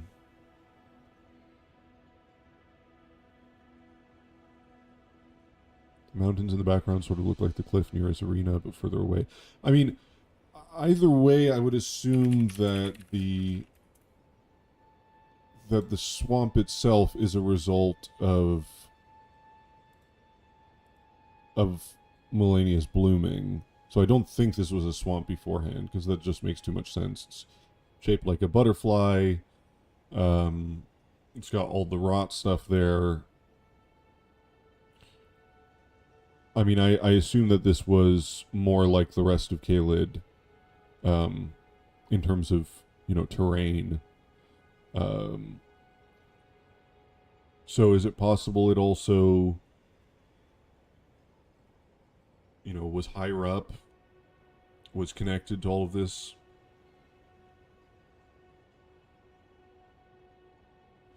Even if this section was, even if this section was Celia, you know, it's possible if the camera's facing this way that it's not really that different. I guess you would see the archway. Yeah.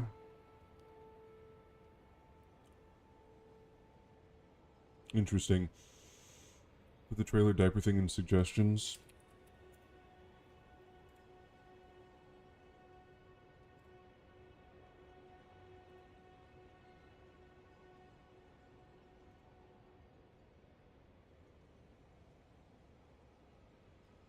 Blood on the baby diaper. Bruh, no way.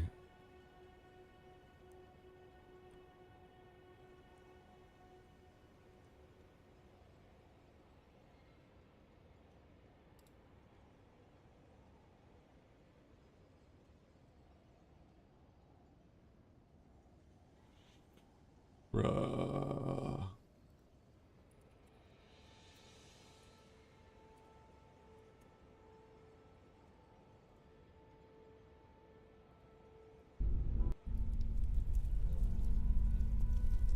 The seduction and the betrayal.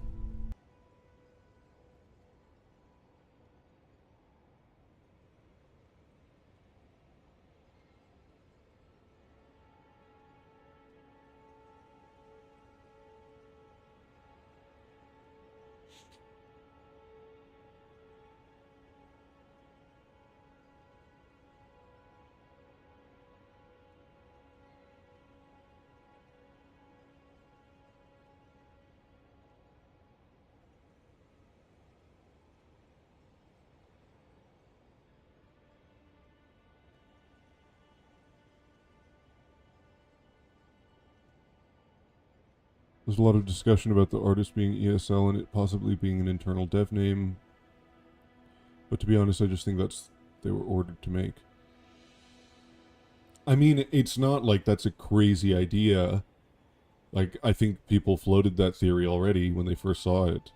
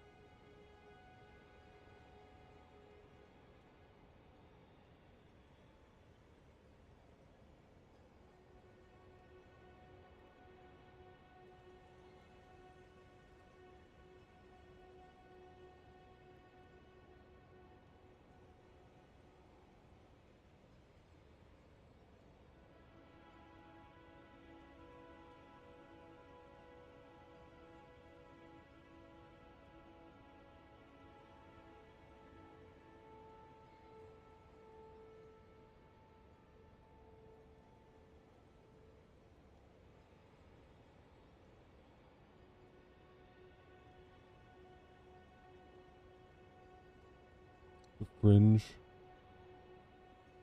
It's a different looking fringe. That doesn't look the same.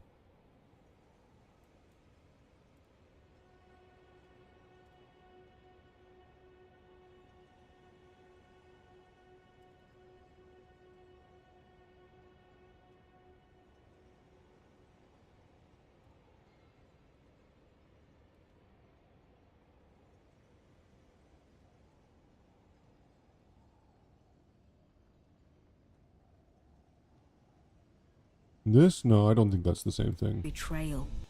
That looks different. This isn't like a...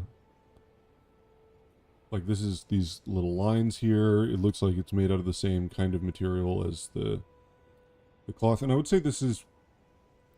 I don't know if this is skin. That's hard to say. But this is like a... This is some other material that's been, like, embroidered onto the skin.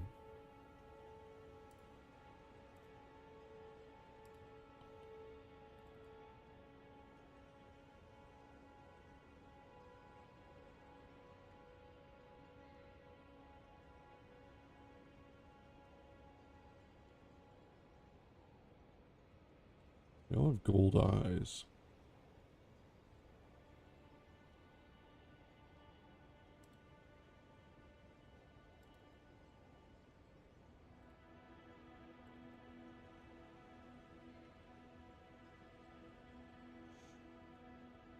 Hmm.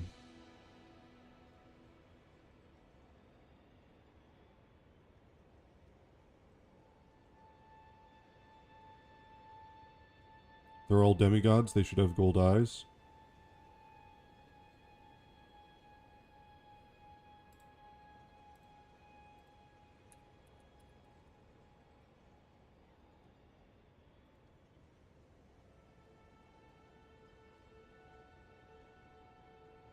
So say they're demigods?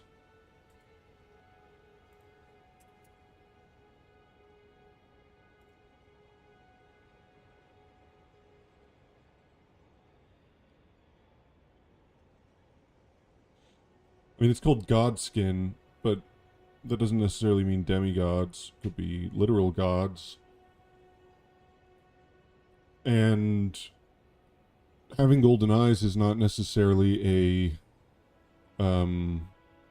a quality of being a god.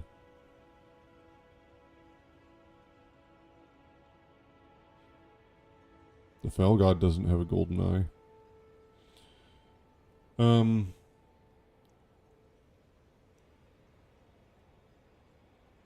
Having so many gods doesn't make as much sense as demigods.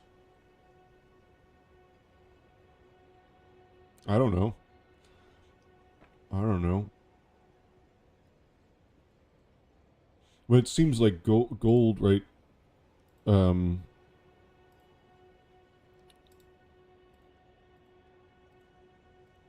affair from which gold arose. Seems like gold is something which happened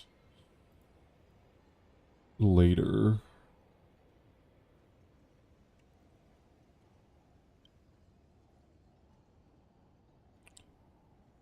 So she killed a kid.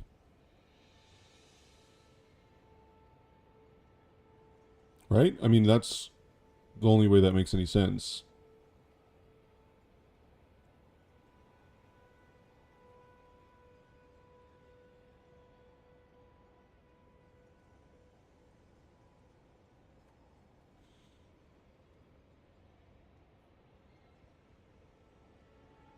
Connecting the 7 faces to the 7 mausoleums, I guess. Also, there are old descriptions of tanned demigod skin. That would make sense, yeah, if they were also part of the Night of the Black Knives. I was thinking something crazy, which doesn't make any sense, but I was just thinking, like, what if this was Godwin? But then that wouldn't make sense, because why would he be a child?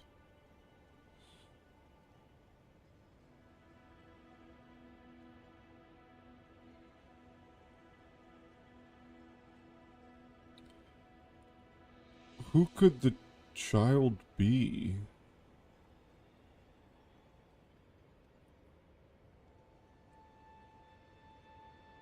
The Rune of the Unborn? An unborn demigod?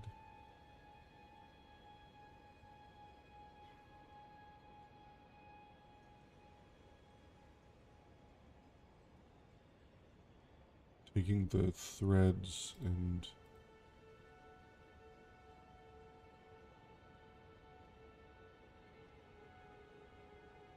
What? I mean, what happens here? Is this the birth of the Erd Tree? Is this... Did she even have children at this point? There has to be a reason why you find the Godskin book and seal in Stormvale, not far from Godwyn. Yeah, that is a curious thing.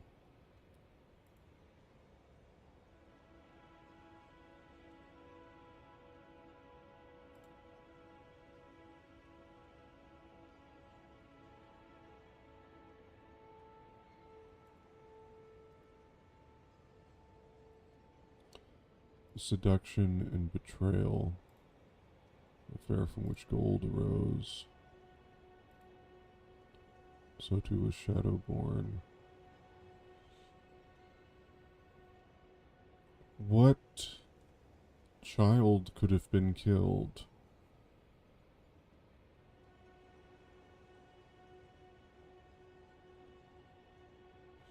Melina?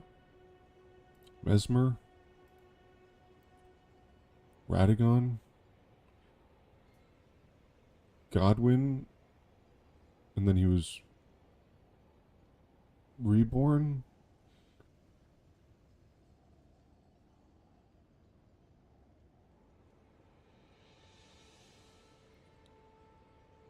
Was it a created child? Like an Albinaric? Or the Godskins?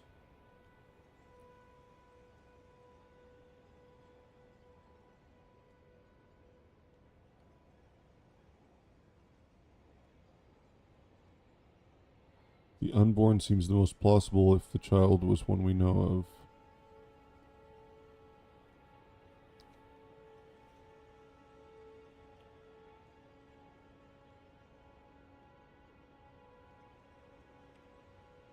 But then who is that?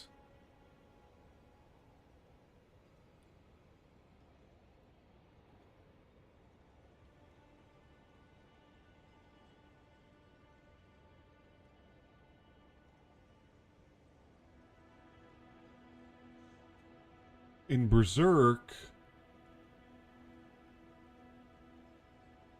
Griffith becomes Femto. And then there's a ritual to bring Femto to the physical world. But the way he comes to the physical world is by impregnating Casca. And the child then becomes a weird little child that turns into Griffith. But only like when the moon is out or something. That child is the missing link between Mickey and Ronnie. How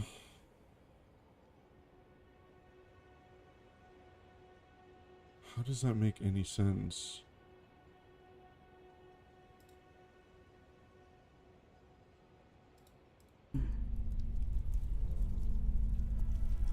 The seduction and the betrayal.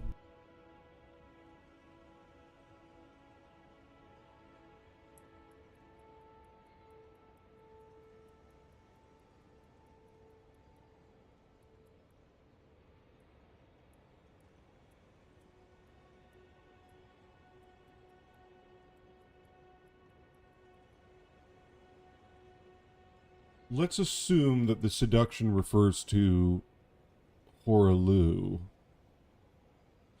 Then let's assume that the betrayal refers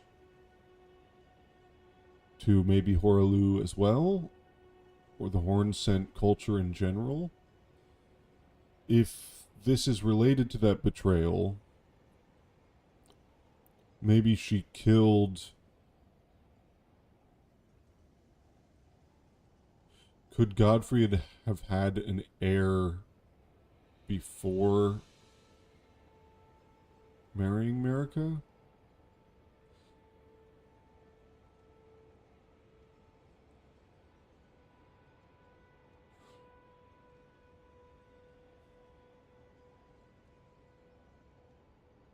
And is this a child or is it it's Godfrey. It's Godfrey. Oh my god, we finally figured it out. It was always about Godfroy. He's the reason for everything. He had a child with a snake. Mesmer was their twin. Melina comes up again. Oh, that's so tantalizing.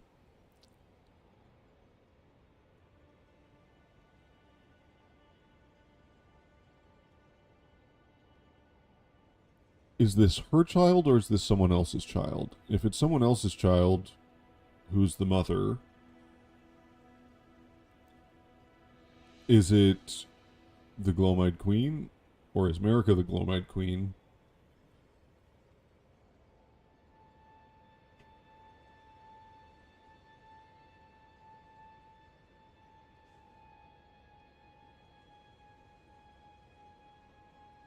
Twin snakes, twin branches, twin demons.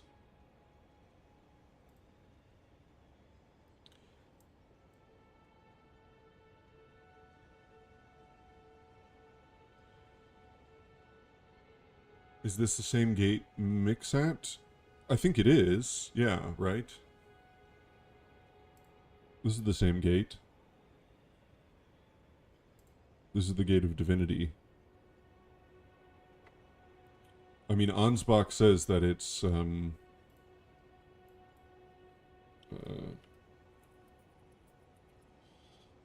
gateway was once the birthplace of a god we know all too well. I think that is clearly referencing Marika. So this is the same gate.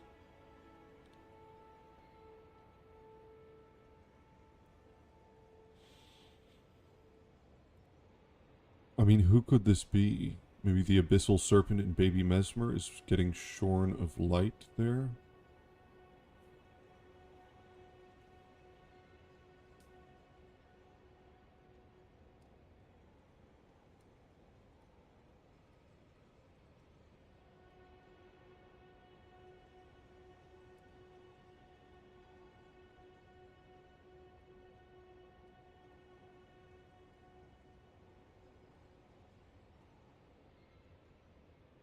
Radigan? That doesn't make any sense.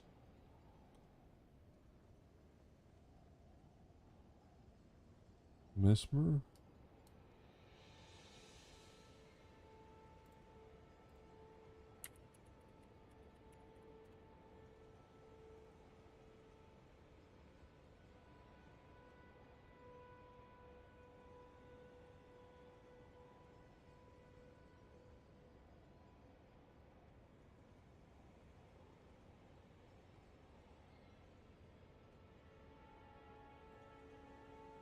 This is before she was a god. Why consider any of the god children?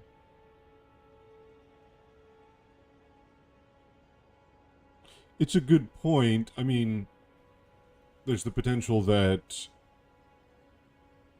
Well, two reasons. One is Radon and Rykard became demigod stepchildren after Radigan's union with Queen Marika. So there is, you know, the idea that one could retroactively become a god or demigod. But then also just the fact that this is like how she is, I don't know, summoning the Elden Ring or becoming a god or something. You know, she's doing some incredibly powerful thing here with the golden threads taken out of this. Presumably dead child or pregnant woman.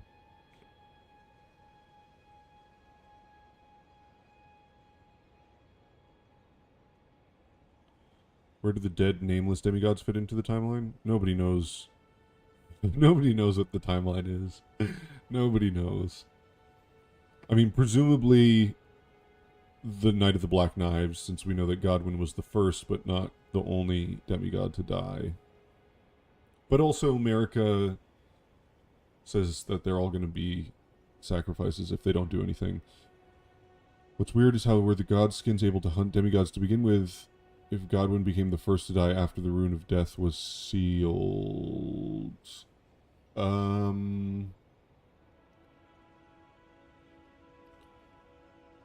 Do we know that the Rune of Death was sealed before Godwyn died? I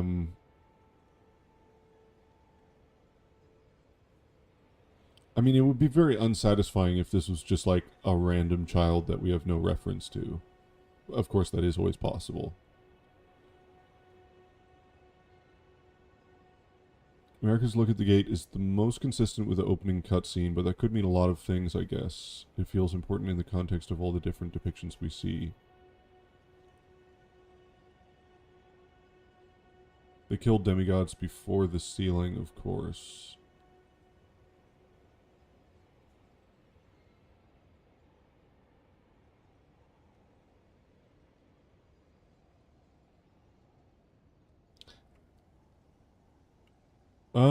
I don't know if that's true.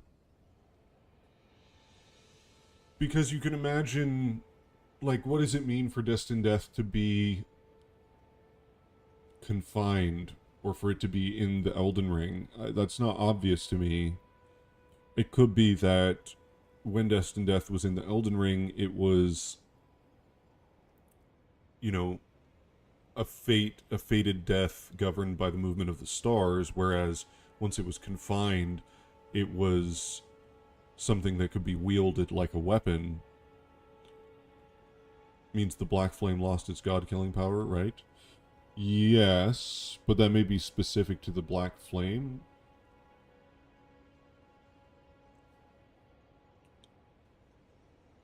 Godwin became the first to die after Ronnie stole the Rune of Death.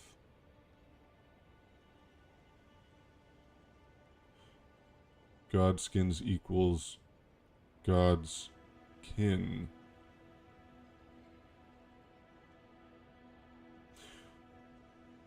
Wait. But that's... There's no way. Right, no, that is skin. At least in Japanese.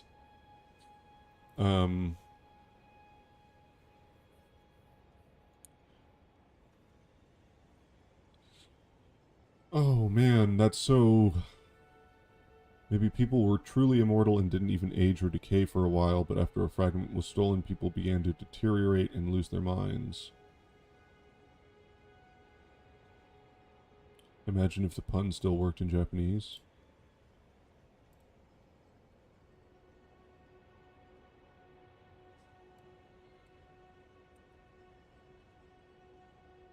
Um...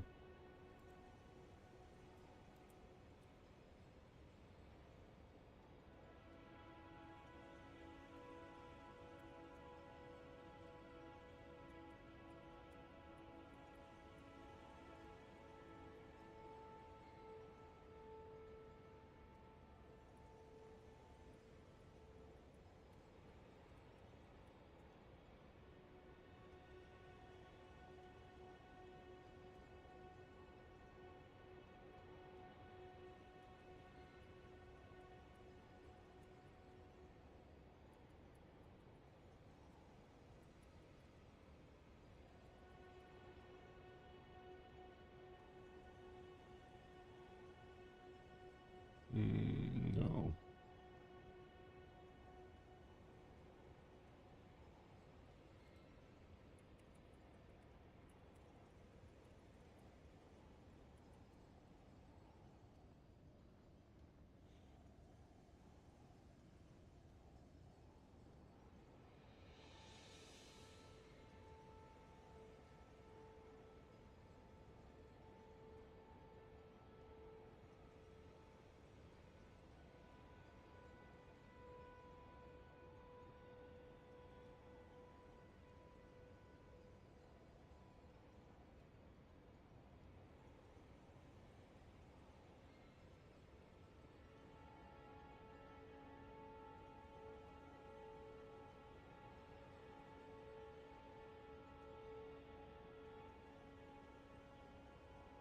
Hmm.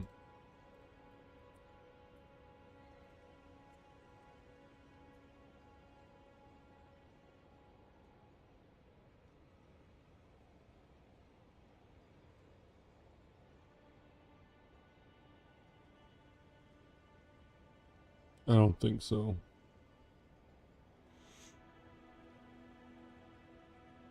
You should inform your GPT to be more critical and less agreeable. I've done so with mine, and I like the change. You can make memory updates of your preferences. Oh, I have a bunch of different characters that do different things. So like...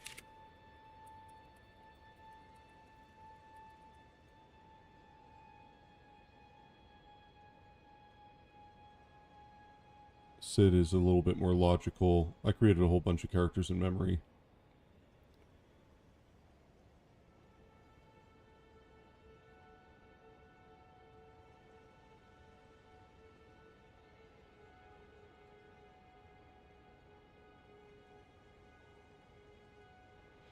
Yeah, I don't think so. I don't think there's any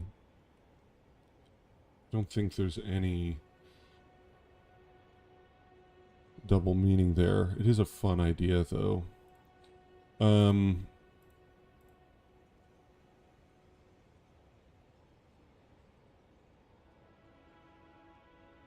Is it fair to assume that America may have killed a god to become a god?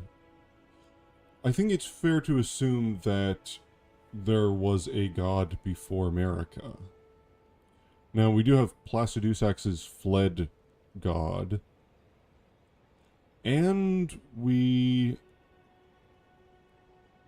have banished knights and crucible knights in Farum Azula, suggesting perhaps that Godfrey attacked Farum Azula. So they're fighting the Beastmen there. Well, at least the Crucible Knights. The Crucible Knight? Is it just one? No, there's multiple Crucible Knights there. One is by a dead dragon corpse. One is fighting Beastmen.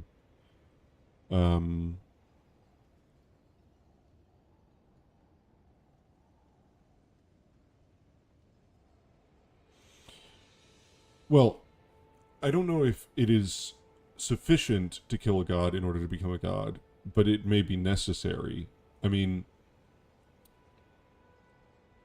or it may just be wise. I mean, if you wanted to become a god, you probably don't want competition, or it may be that there is no space for another god.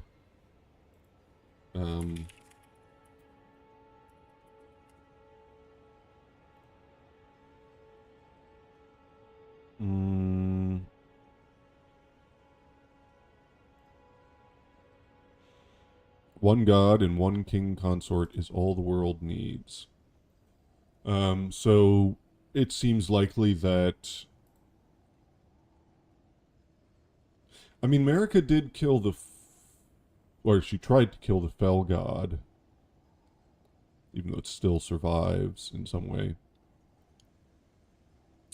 I don't think the Mausoleum gods had anything to do with the Knight of the Black Knives. Rocio says Godwin was the first in all recorded history, and I doubt advertising is going to spoil Ronnie's role since we were meant to find out in game. Right, but they could have been after, right? Godwin is the first, but he's not the only one. He was the first of the demigods to die. At least in the story trailer, I want to say. Peggy 16. Rune of Death was stolen, and the demigods began to fall, starting with Godwin the Golden. You could question whether the story trailer is canonical, but Darrell was right. Hashtag Darrell was right.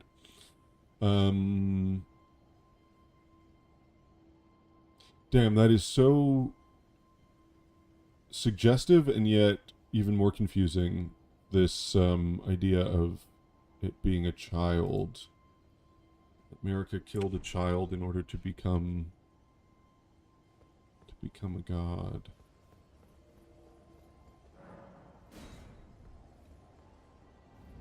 I mean,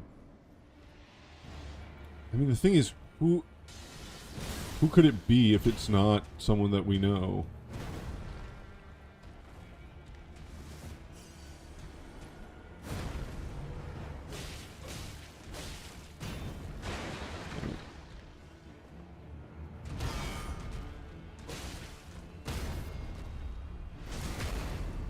I would forgive First of America's Demigods anyway. Yeah, I mean, it's... There's also questions about, like, reliability of Rogier and all of that. And the fair from which gold arose, Godwin the Golden.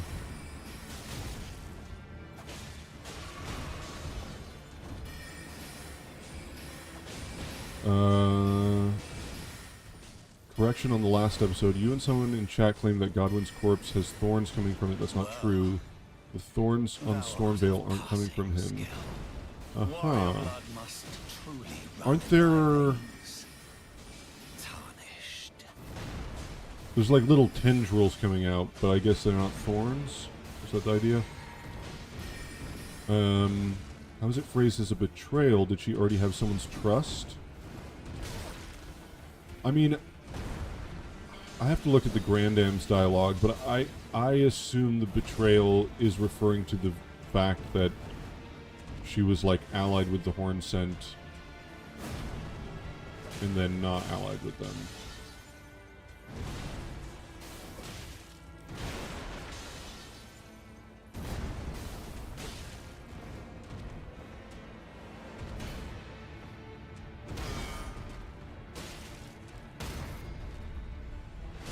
There are tentacles which have spikes on them, and they look nothing like the thorns on Stormvale and the giants on the mountaintop. Okay.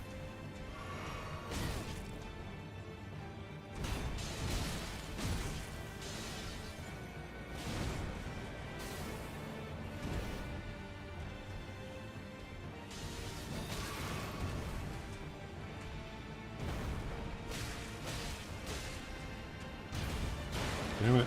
I want to parry you.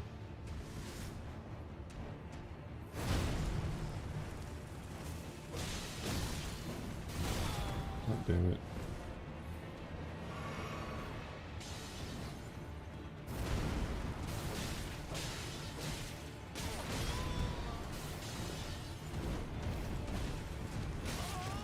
I hate that move. God, just the worst boss. I really hate that moveset. It's so dumb. Just non-stop aggression. There's like no pacing to the fight whatsoever. So who do we assume killed all the corpses at the Divine Gate? I mean, I assume America and Mesmer. There was some stuff on the Grandam being an Empyrean. If she betrayed them, could she have stolen off with an Empyrean child?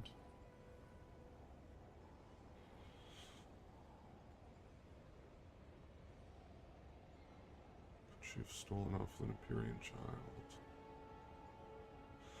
The Grandam Empyrean thing was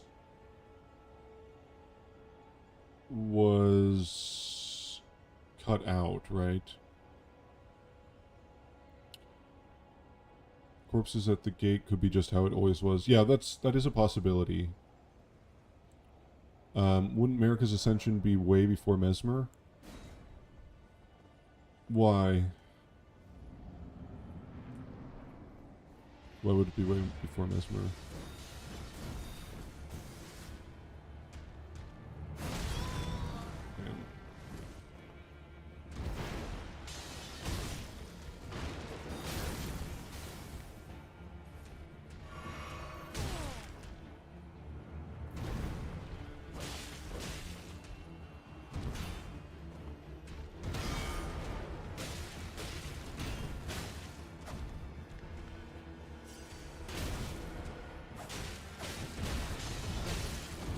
Yes, terrible animations.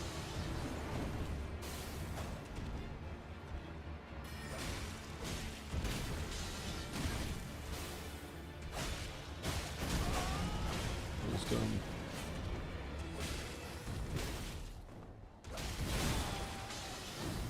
It's difficult to say for sure. I'm making that presumption from the marred leather shield.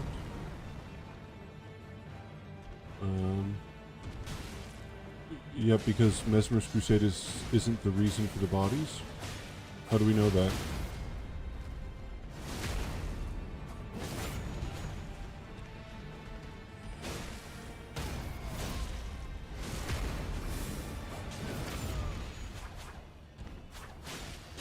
Well, If she birthed him before the ascension, I would think he would not be a demigod. warrior blood Is he must said explicitly to be a truly run in demigod? thy veins.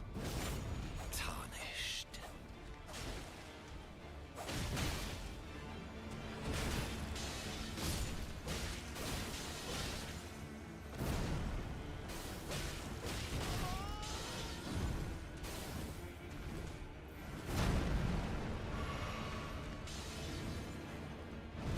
Because of the trailer's pacing and telling us the story?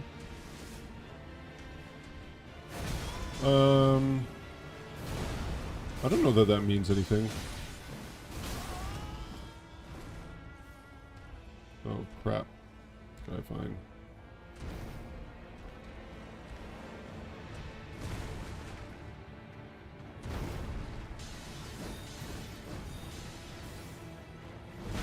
America ascended, betraying the Horn Scent and creating the Golden Order. Then the Crusade happened? I don't know. I don't know if that's the case.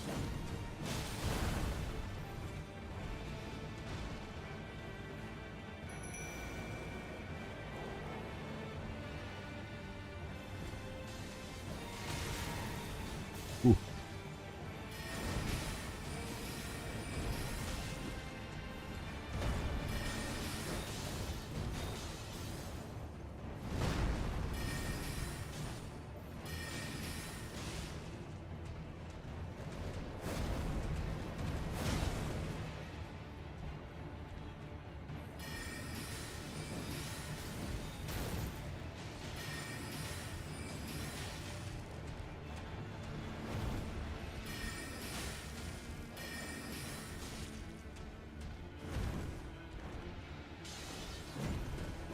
Put these Crap. foolish ambitions to rest. Oh, it's so annoying. Godfrey is called a demigod. That's true. Godfrey is a demigod, just not a child of America's. Radon would have had to be born and grow up between the two. I admit that the way the time lapse between the betrayal and the crusade is not mentioned in the trailer, probably because they hadn't it figured out completely and a lot of things were to be changed.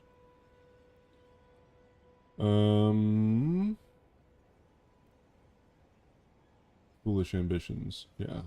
My ambition is just to parry Margit. I don't know. I don't think there's anything like besides the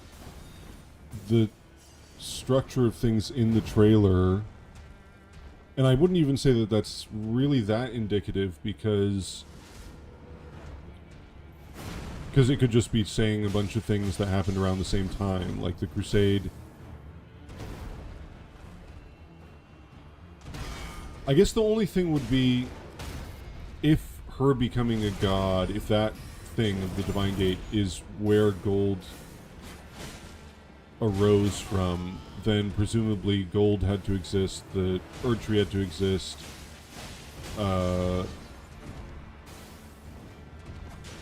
tarnishing had to happen before that. I mean, you know, after that point, so... Mesmer is a demigod because the snake America had him with was a god. For what it's worth, killing Mesmer gives demigod felled. Okay.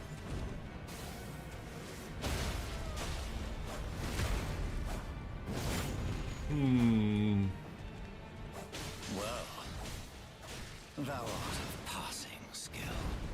Warrior blood must truly run in thy veins. Yeah, the blood of Godfrey. The golden lineage. I am the golden lineage.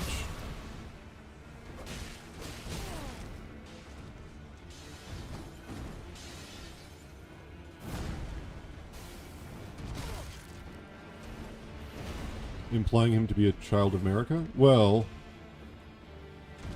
not if Godfrey is also a demigod, unless you think Godfrey is a child of America.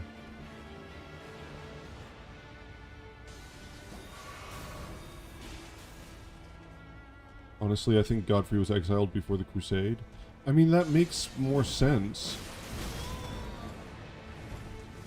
It would be odd if someone so... Crap. If someone so... Oh. I can't talk and fight at the same time. If someone so crucible-oriented was totally down with this crusade and everything that happened...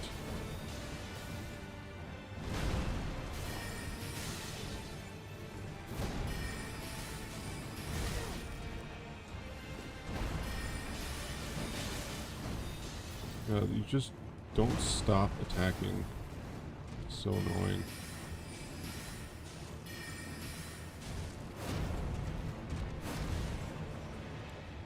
We're gonna go back to trying to prepare you. Too early.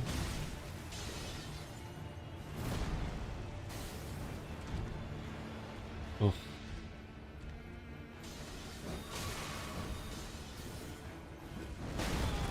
God damn it.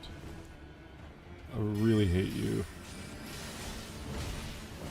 Put these I don't understand how to dodge that one, because it seems like if I dodge the first strike, then I guess I have to dodge to the right. It's interesting they say those stripped of the grace of gold, implying the horn scent once had grace, which seems bizarre. Is it bizarre?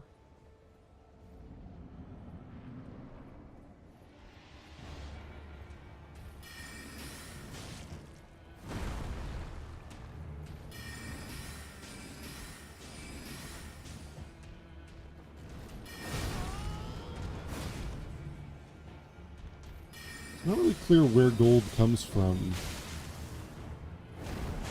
Primordial gold is red tinted, right? So, and that seems to be associated with the crucible.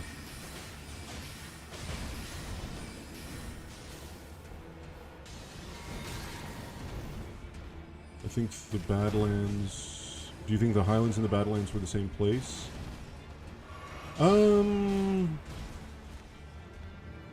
They're certainly very closely related.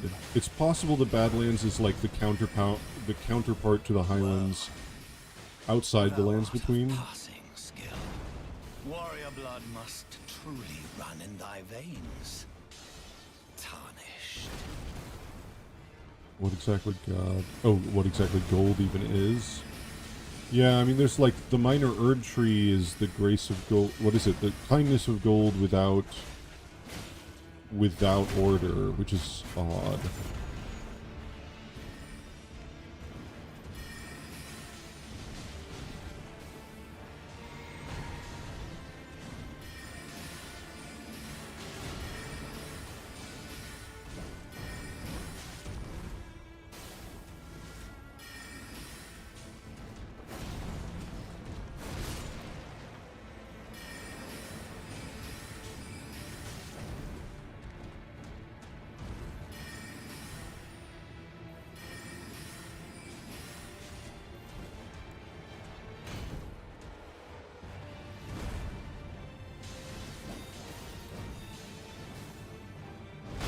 God damn it.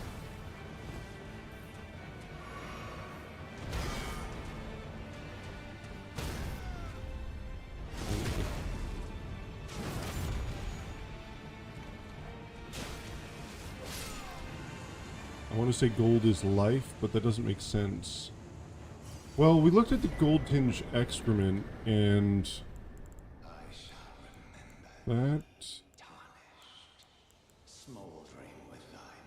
that suggests that gold is some kind of preservative. Gold preserves things. Of the night, the hands of the fell omen shall brook thee no quarter.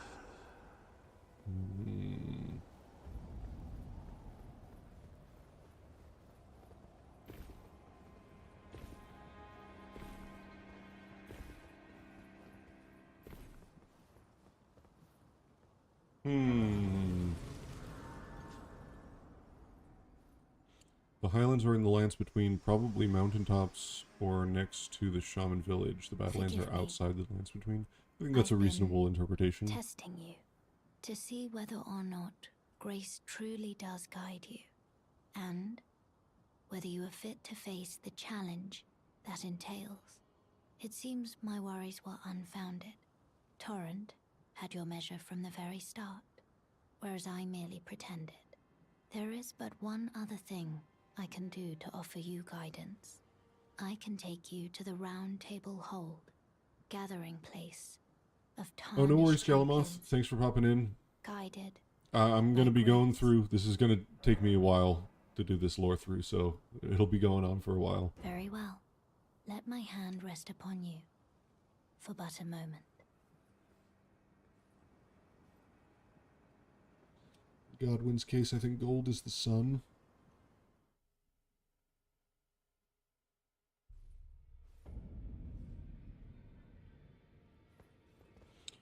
Okay, a lot of things to look at and do here. So, number one, Round Table Hold is located outside of this world. Whatever that means. Number two, let's just start moving around with the camera. Got these interesting rooty swords. Crucibly.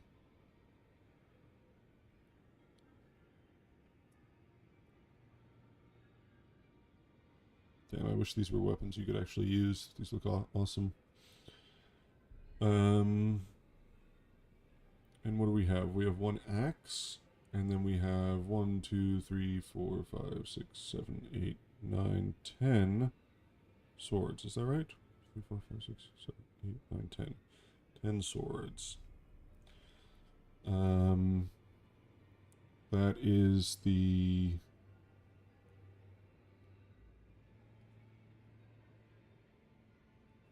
early Erdtree sigil.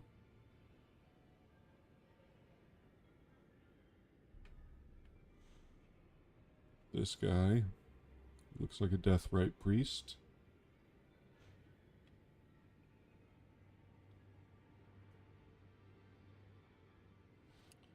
The grace here in the table looks different, kind of like the yellow stuff that appears on Radon after his first phase.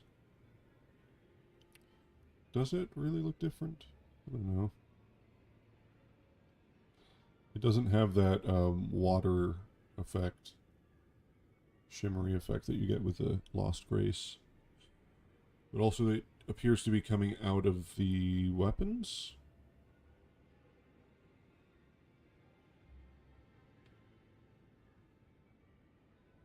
What do you mean by early Erdtree sigil? Yeah, ancient Erdtree. There's actually 3 different Erdtree sigils.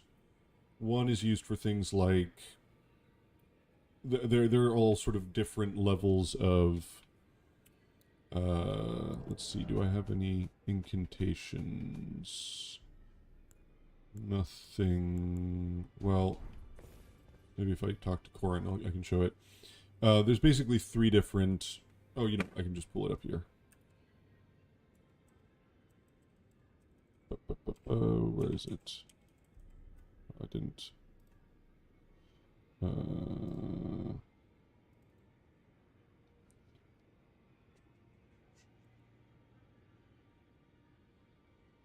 And it is. So we have the. Oops. We have this one, which is the more modern Erdtree sigil. We have this one, which appears for the incantations like the Crucible incantations, Elden Stars, seems to be something earlier. And then there's also this one, which is even more sort of rooty, and that is for Moog and Morgott's shackles.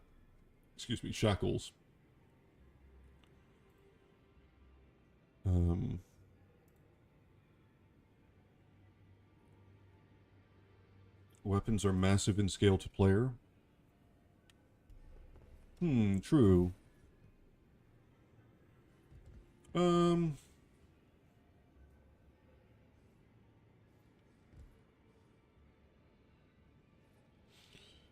They would be a bit small for most of the giants that we see. even trolls, I feel like, would be a little bit on the large side.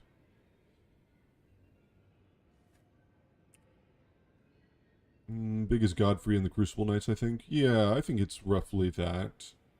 I would say it's roughly that. I mean, the Crucible Knights, it kind of makes sense for it to be them because this place is affiliated with Godfrey. We have the Axe. And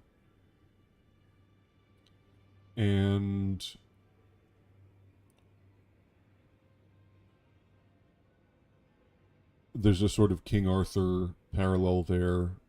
The Round Table, his faithful knights. Something like that would make sense. Although that becomes very confusing then, because it's like, what? Were these their first weapons before they got the gold stuff? Before Godfrey got his axe, which appears to be from Farum Azula? But then why the whole point of Round Table Hold is for the Tarnish, so were they tarnished before? I don't get that. I think, however, that the Erdtree sigil you called more modern is simply the symbol representing the faith of the Erdtree, the symbol of their religion, like the cross is to the Christians. Yeah, I don't know if it's that's fair. I don't know if it really means modern. It's just that I believe the one is called the ancient Erdtree somewhere. The more elaborate one. And it appears to be more sort of robust, more growth on it, which would kind of line up with the Age of Abundance.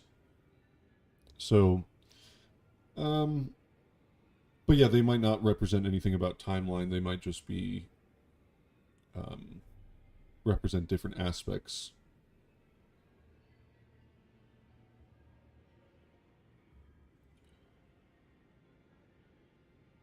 How does the King Arthur story go again? Is there a parable there about might makes right versus rule of law?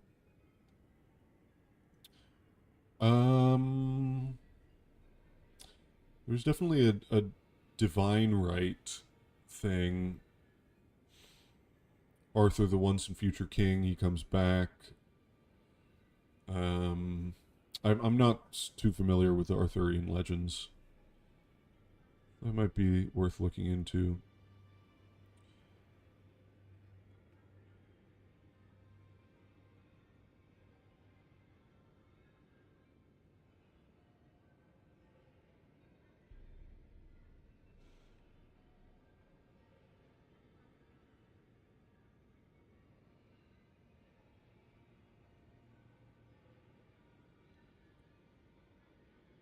Banished Knight, Sword, Warped Axe. Some regular long swords, Great Sword, Great Epee. I don't know why, but it looks more like an oath was made rather than the weapons being discarded, or to mean something negative. It may not be negative. I mean, I like the idea that this was a weapon of Godfrey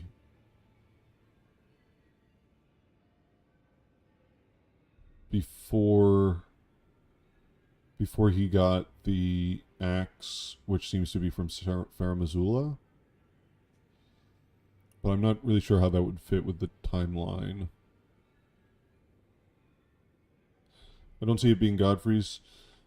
I mean, the only reason I think that is because he wields an axe, and this appears to be his sort of place, right? It's his manner. It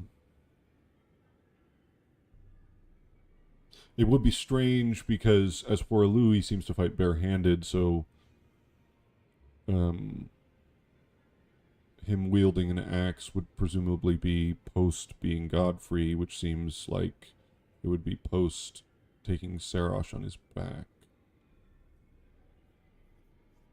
They also placed one single axe, and there's one person we would associate. Yeah, it seems like it suggests that.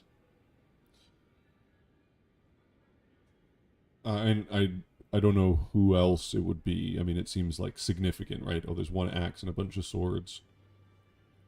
Maybe this is when they were banished.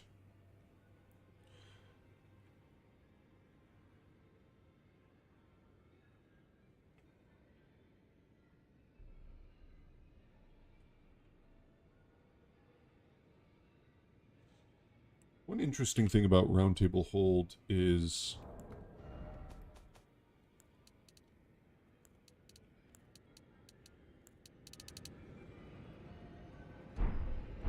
this sound.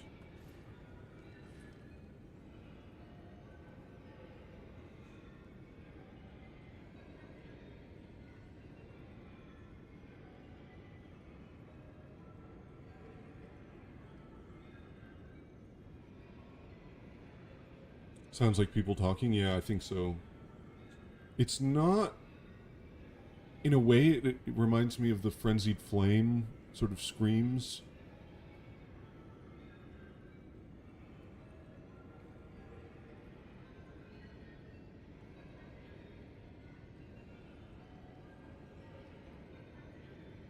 But I believe it is actually coming from the Grace if we walk far enough away.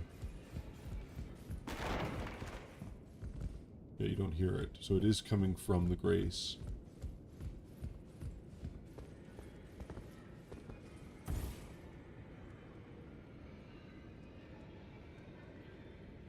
Sounds like the chimes of multiple timelines intersecting.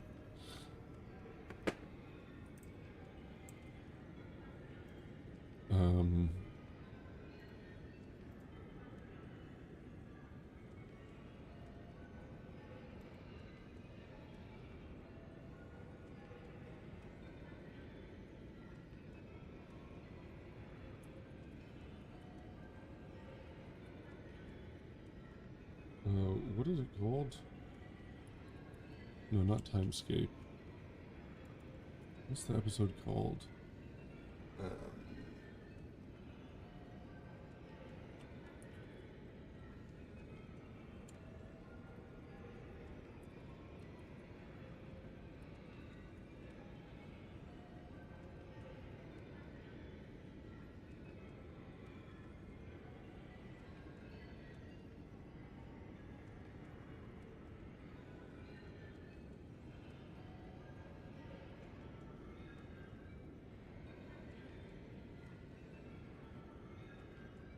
Cause and effect.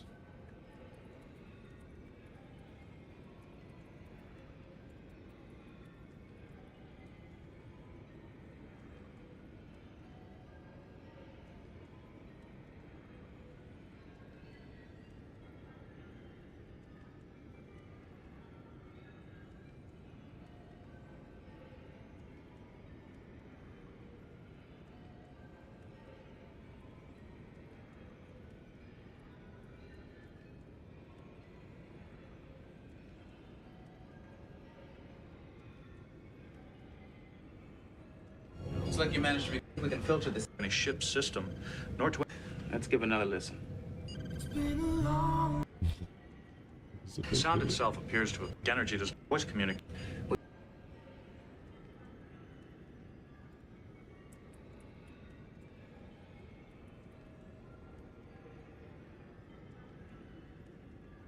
In Deja Vu, Time, the loop. Sat at this table.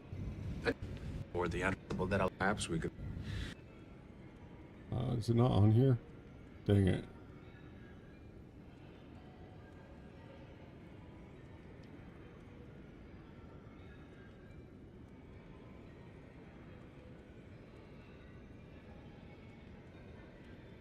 Dang it. I really wanted to find that. I like that idea. I like that idea that it's the sounds of all the timelines. I like that a lot. All the different worlds of the Tarnished. Have you ever listened to the Fire and the Listen to the Flames cutscene after inheriting the Frenzied Flame? It sounds like a screaming woman, then a snake. I didn't think a snake. I thought it was a bunch of screaming voices.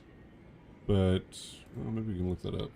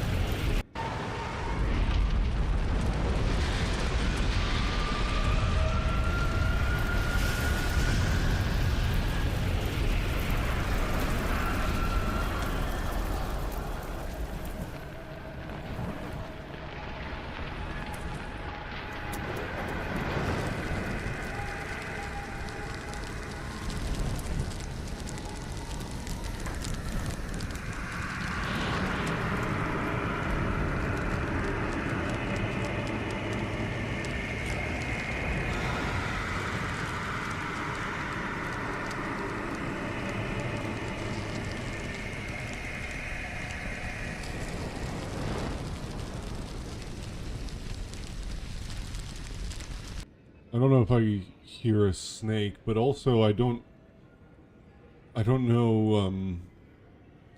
know what a snake would sound like exactly. Or how I would distinguish it from, like, just fire noises.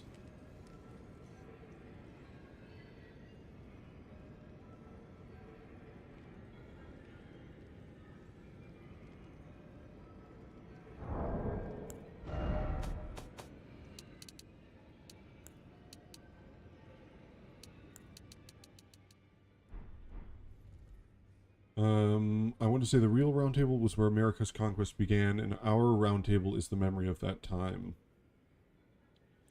I don't know. Why would you say it's where the conquest began?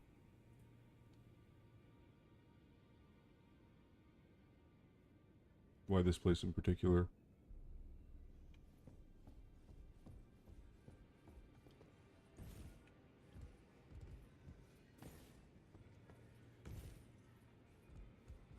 One, two, three, four, five, 6 chairs.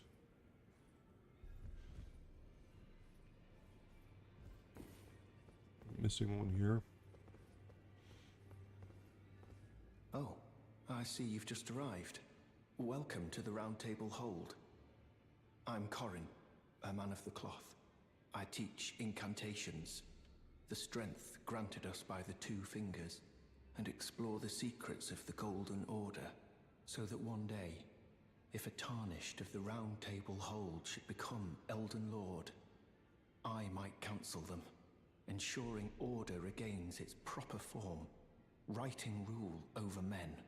By the way, do you still see it? The guidance of grace. Ah, well, that is unfortunate. But no cause for despair. It's likely a temporary condition, I'm told. For whatever reason, it happens from time to time. Just keep your chin up and stay the path. I pray the great guidance of grace returns to you. What is it? Has the guidance of grace returned to your vision? Ah, I see. Just keep your chin up. Pray the great... What is it? Has the guidance of grace... You do? Wonderful news. Most tarnished are blind to it these days. You are something of a rare breed. Well, what do you say? Care to learn an incantation of the Two Fingers?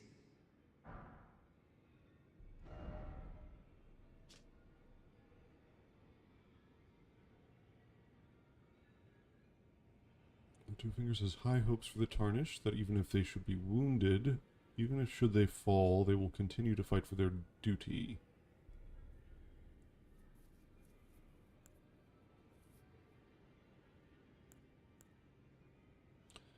Follow the path that has been set for you, and you will make enemies of all others.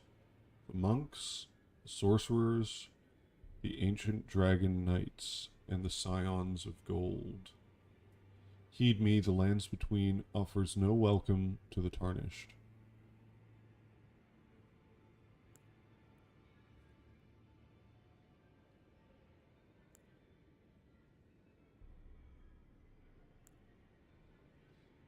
Flame of ruin is anathema to the Erd Tree, but prophets sometimes glimpse it within the faith all the same. Because flame is in the future.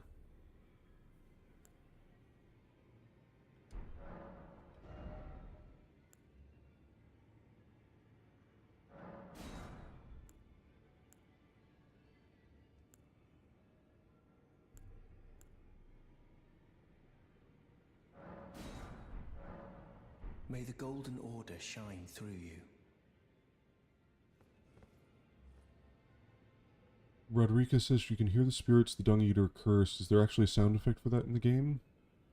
That's a good question. He's not here yet. I don't remember what condition unlocks his door. I think it might be entering Altus. I will check that out.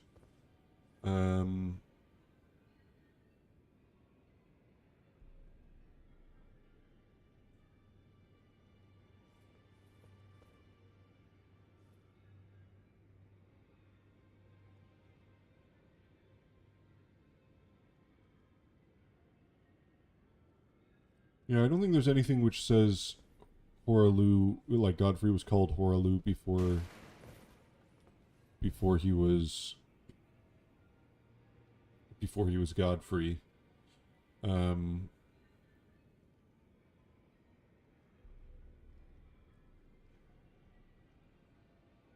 but it makes sense because there's something about like him returning to a simple warrior once more after the long march. He divested himself of his kingship, and when he calls himself a warrior, he says that his name is Horalu. So it makes sense that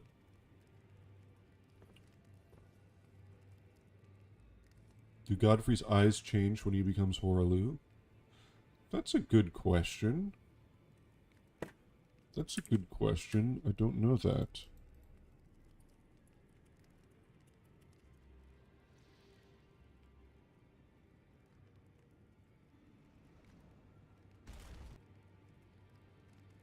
Be assured, the Elden Ring resteth close at hand.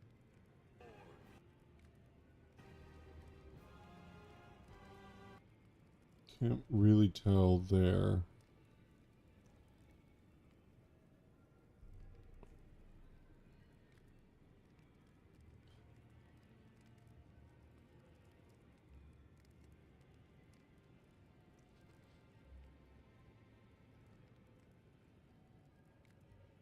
Hard to say.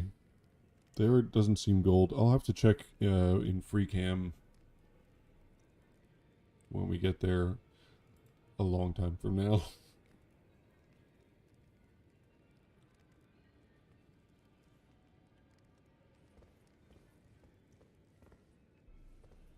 Let's take a look at you.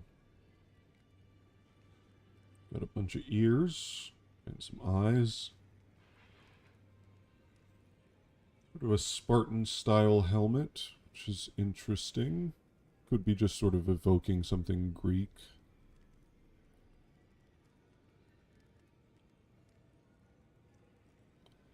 That's his sigil. Eyes. There is the pearl, which looks like it is... What, is that reflecting round table?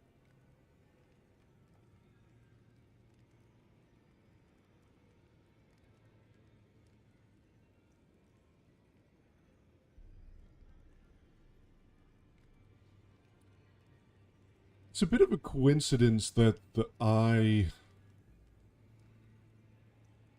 Like the eye in the chest thing. I wonder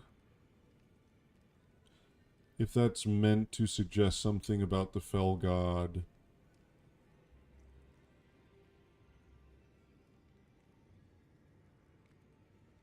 The search for knowledge. Fire consumes all ambition. Spiral, yeah.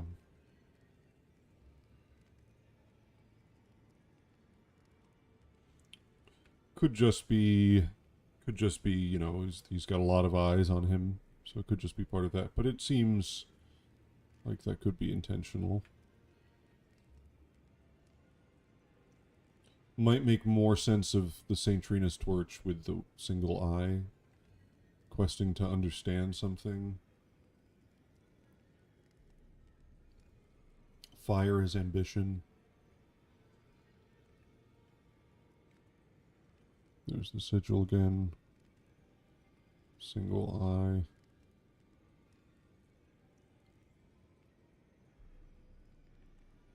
The ability is strange as well. It curses you and the opponent to take more magic damage. Does it really? I thought it just stopped spells from being cast.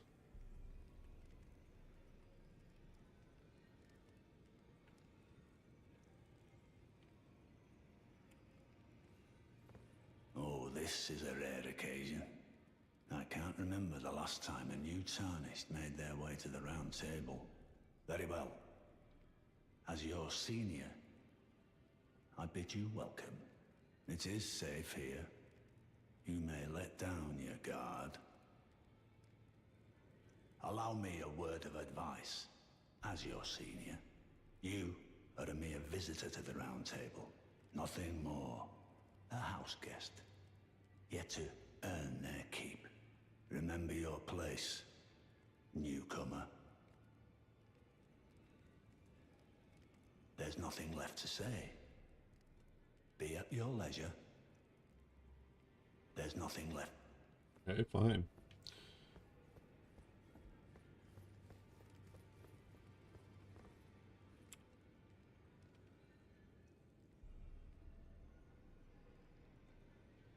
Blue eyes.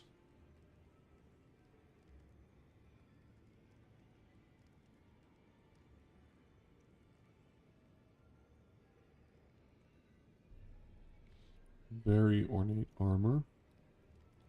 Floral designs.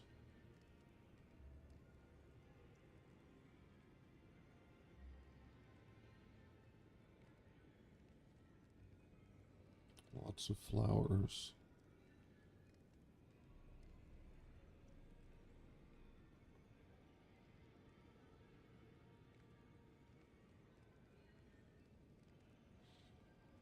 Do you think Gideon could have any connections to the Formless Mother? Him striving to be all-knowing seems like had appeal towards the Mother of Truth. I can't think what the connections would be.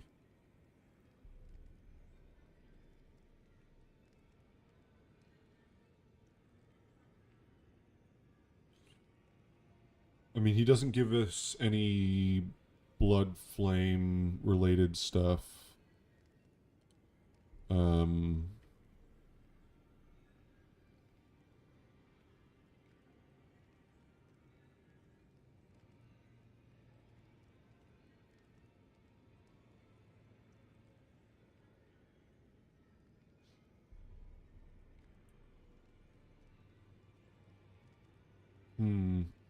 Ah, hello.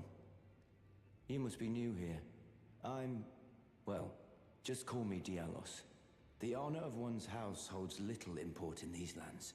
By the way, have you met a young woman named Lanya on your travels? She's my servant, but fickle as the wind. Take your eyes off her for but a moment and she's good as gone. If you find her, please be sure to tell me. Be sure to tell me if you meet a young woman named Lanya. She's a servant to my house. She's been my companion since childhood. Honestly, she's such a little tomboy. Be sure to tell me if she's a servant to my house. She's been my companion since I've lost count, honestly.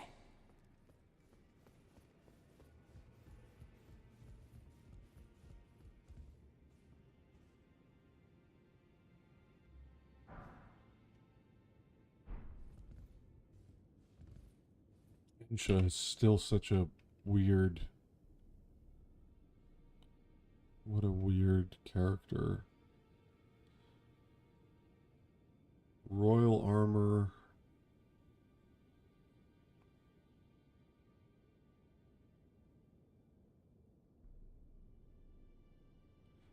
Bones and the armor are put together. So you're wearing the bones of someone else.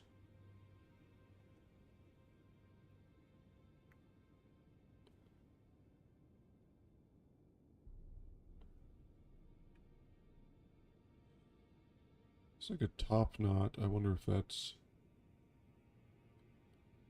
important.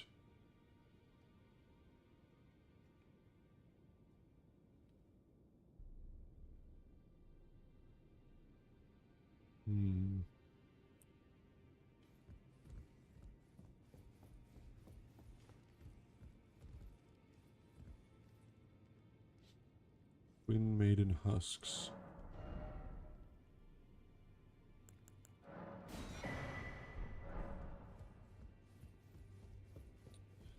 Did the DLC help anyone make sense of Dialos and the Potentate stuff?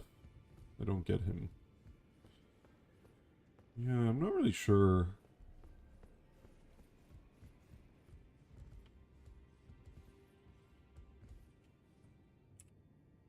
So,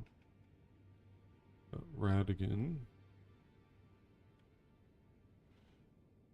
Godfrey and Sarash.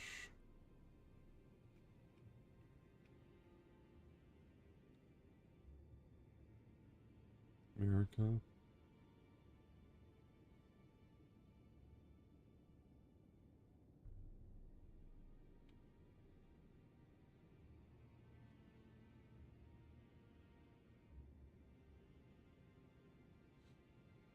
A dragon.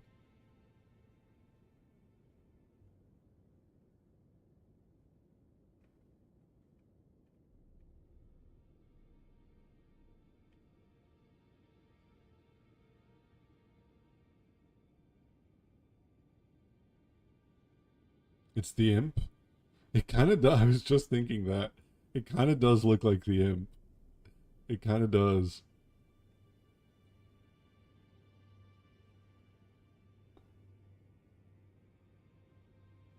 It kind of looks like him. The Empyrean.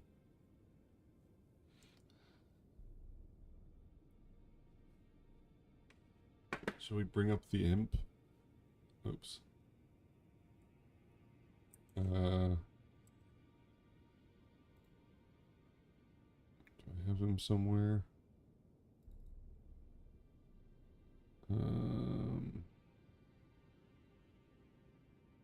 Imp. Hmm.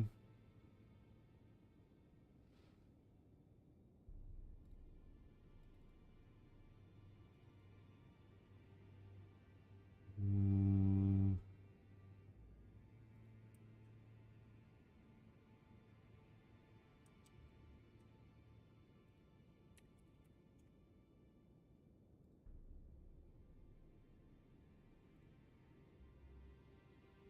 Where would he be?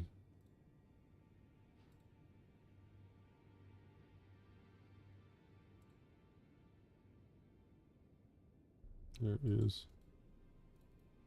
I can't even look at it. Dialis' brother wields 2 whips, like the Hornsent used whips to meld the flesh of Marika's shaman into pots. Now Dialis wields none and is gently helping the pots. That is interesting, actually.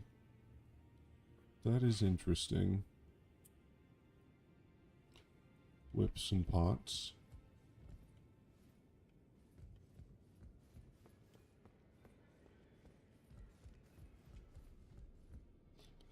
So banished knights, and they have the horn here. And banished knights. So this is the lion crest. That looks like a lion.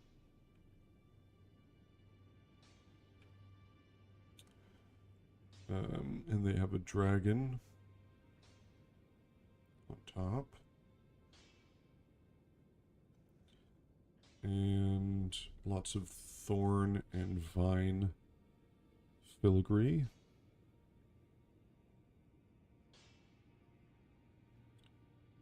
Possibly a horned lion?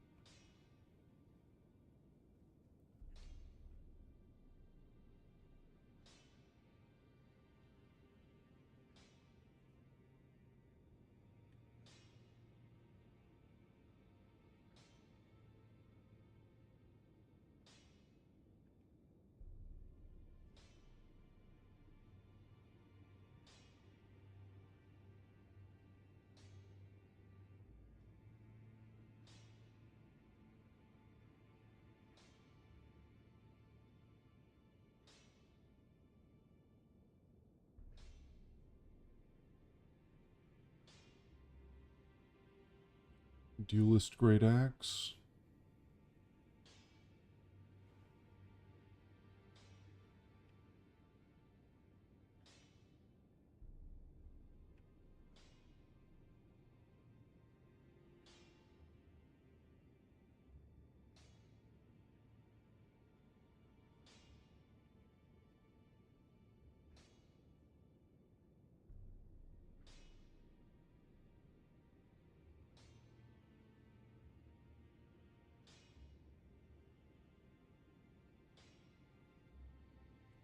Is that Night King on the painting on the right?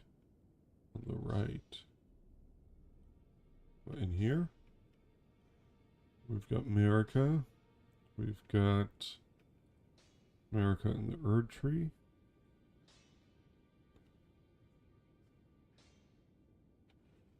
One odd thing about this room is here's Fia. She seems to have gold eyes. That's kind of interesting.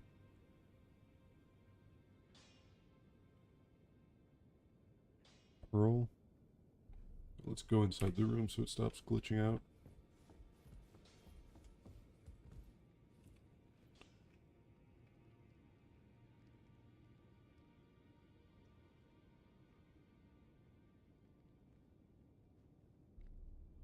It's like half gold.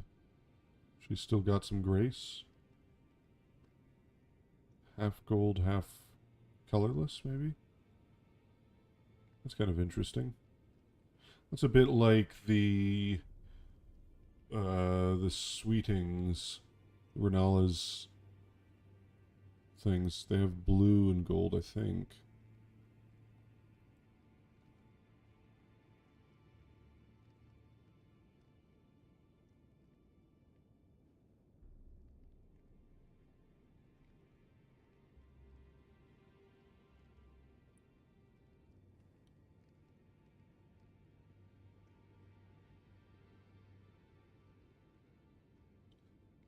I think they're just blue and the gold is just reflected light from the room. No, I mean, I think this is intentionally two colors. Or gold and colorless, maybe.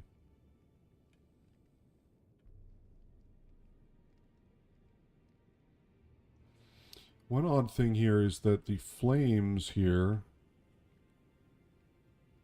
do not move. They're colorless. Well, that candle is going, but this and this one, it's just those. Normal fire, normal candle. But these ones are frozen. LEDs, yeah.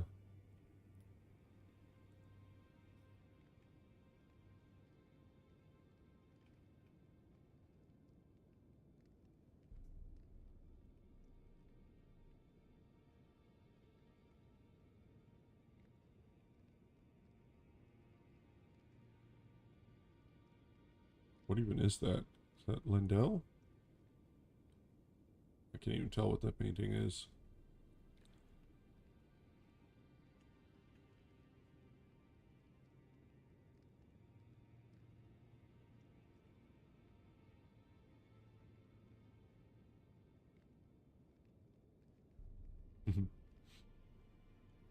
Baking reflections.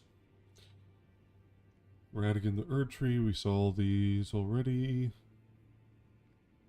Just normal floral filigree. I don't really know what these objects are. You find them in Lindell.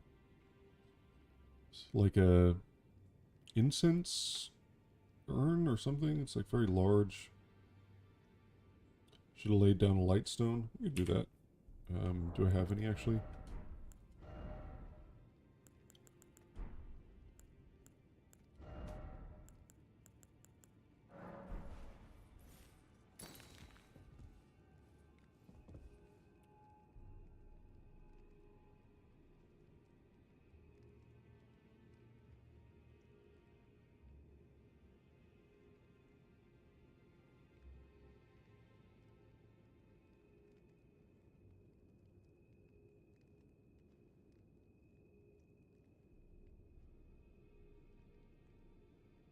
There's the tree with all the people in it. Looks very similar to the Ripley scroll. 1, 2, 3, 4, 5, 6, 7, 8. 8 people.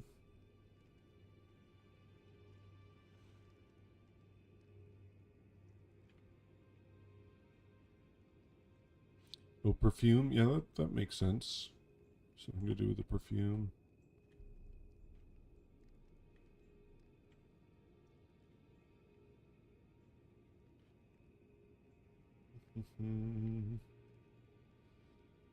Alright, let's talk to Fia.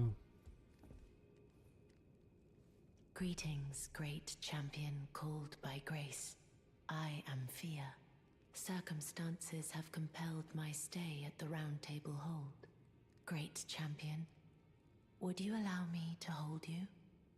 But briefly, perhaps you might share with me some of your lively vigor and your stout-heartedness. Doing so will grant me the warmth of a champion, and you, I am sure, will bear a Balderkin's blessing. Do you think it vulgar, perhaps? Where I come from, it is a sacred act. Ah, my Hello, thanks, Tazo. great champion. No, we are not done with Limgrave yet. We're just at the beginning of Stormvale and haven't gone to the Mistwood or anything like that. Wonder what she's reading. I can check that out. Balderkin's Blessing. What you felt light up inside you was a Balderkin's blessing. Though it is but a fleeting thing, I am afraid. Come back to me, should you require another. I will take you in my arms as often as you need.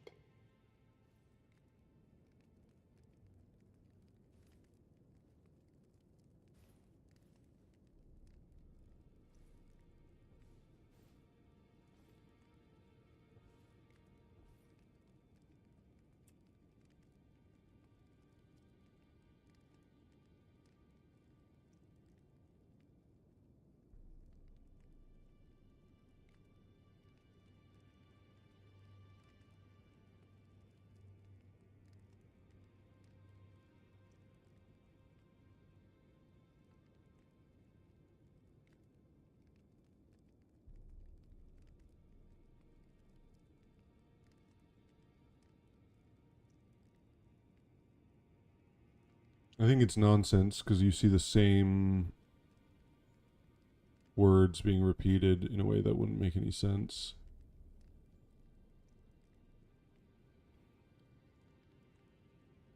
I think.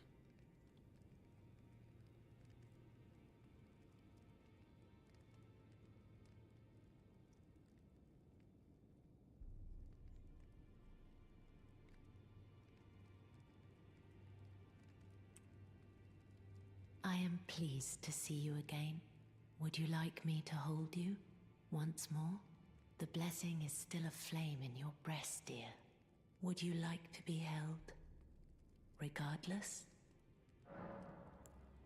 Then good day to you, my dear.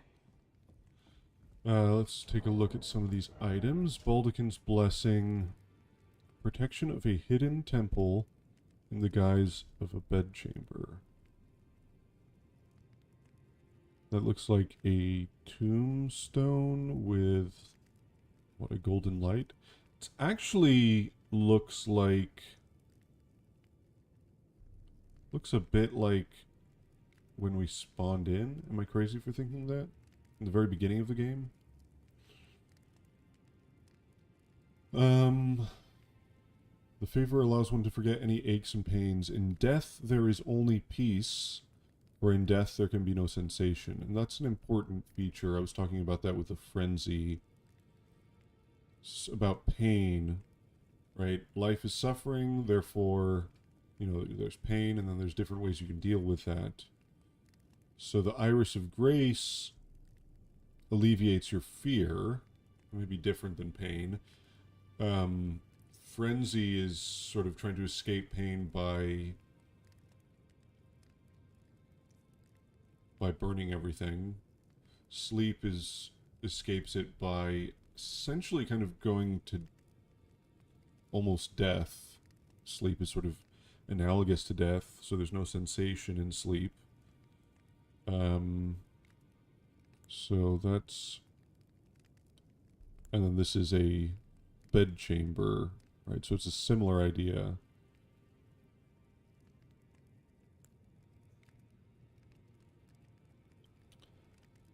Said to be a fragment of the Black Moon that once hung above the Eternal City.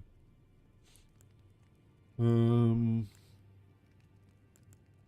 didn't look at these. Godric the Grafted. Surcoat depicts the distant Erd Tree and the Beast Regent, an emblem of the Golden Lineage. So that is Serash.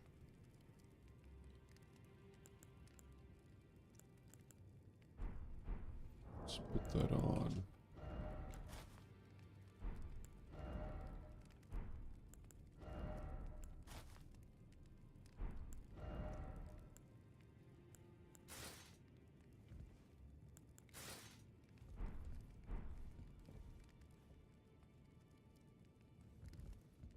Okay.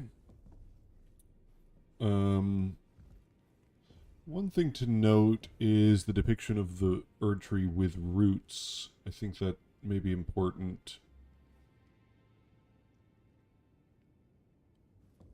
What's interesting about that particular version of Line is that it has an extra tail added.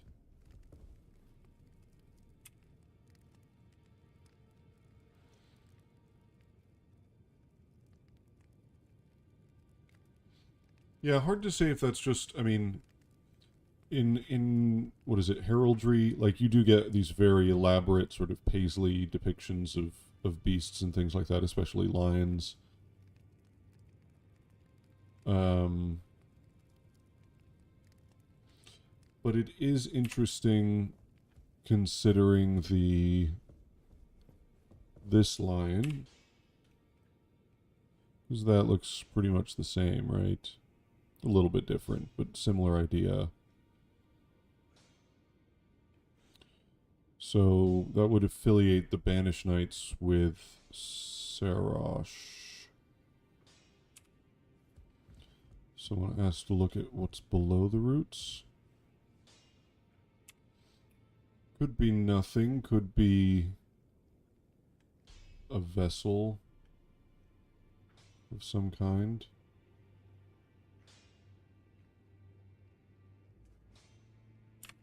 A grafted tail? Perhaps, perhaps.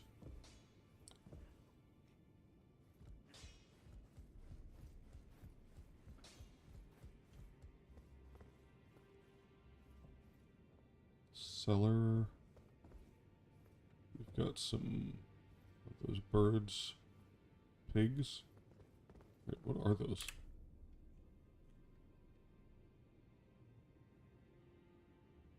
Just random slabs of meat, okay.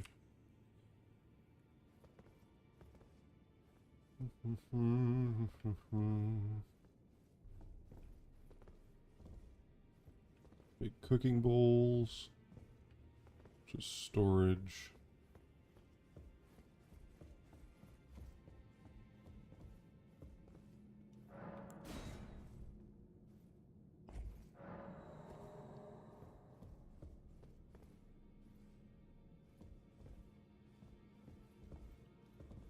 More of the same. Picture of Godfrey.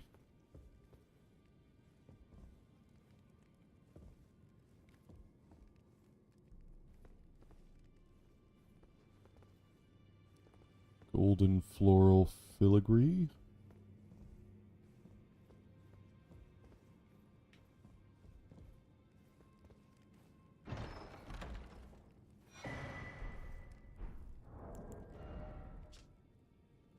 Bolt used in Creepus's Black Key crossbow, an assassin's tool of exquisite craftsmanship. The intricate spiral tip bores deep, injecting scarlet rot far into the flesh of its target. That is interesting that they use rot. There appears to be the same sigil as on the back of the Confessor cloak. And at the top, I can't tell what that is.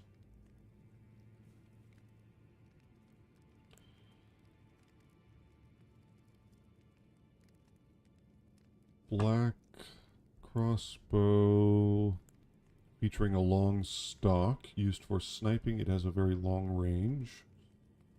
Serve the two fingers from the shadows of the round table as the head confessor. He was the head confessor. And there again is that same sigil, that strange sort of twist with the, like a sword going through a helix, going through a caduceus, through a double snakes, perhaps. Difficult to say. Do I have any more? No. Okay, so I think that... Oh, I didn't... Did I talk to Hugh? I did not talk to Hugh yet, did I?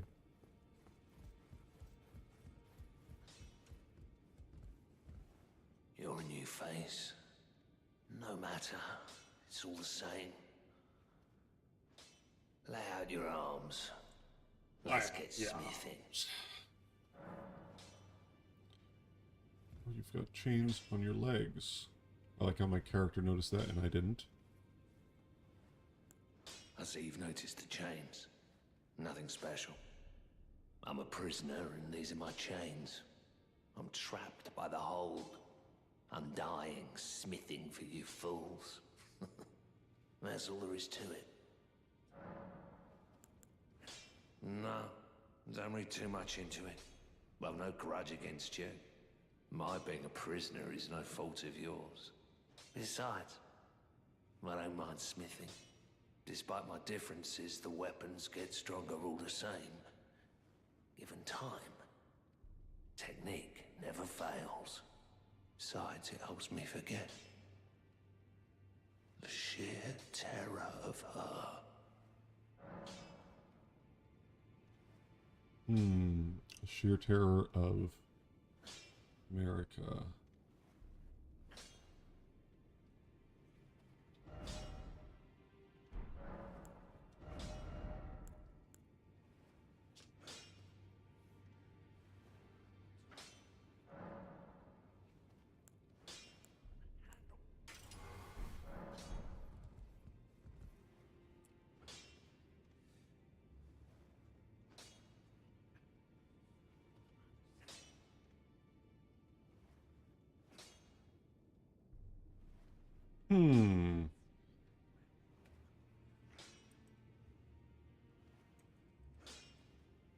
Hold on one second.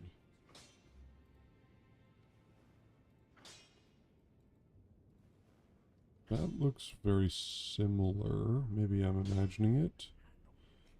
Where is the gladiator axe? It's colossal weapon. Colossal weapon.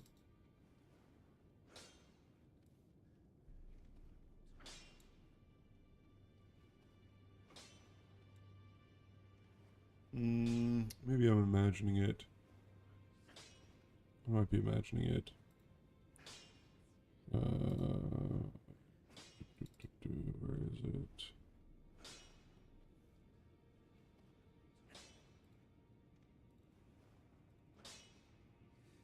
Can I take a picture of it?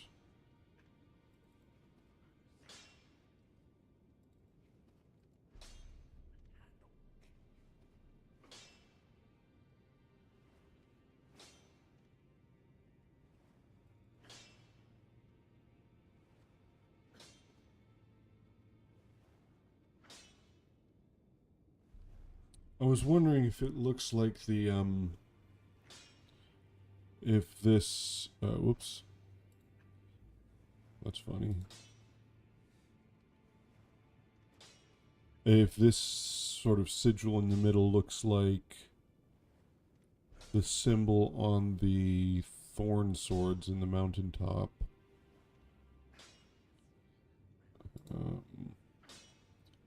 I could have sworn I had a picture of that somewhere. Oh, you know where I do have a picture of it is here. Must be on my computer somewhere.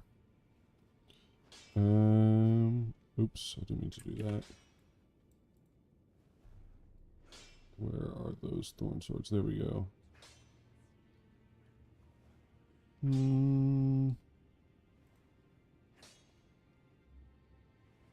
No, not really. Just more windy kind of stuff.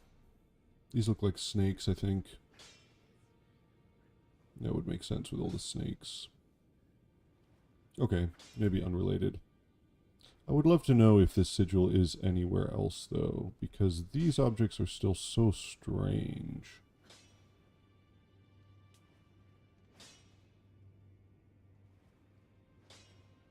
I still don't get what this is all meant to represent.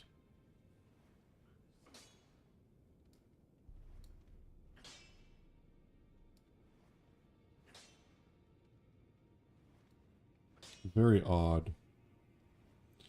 Very odd.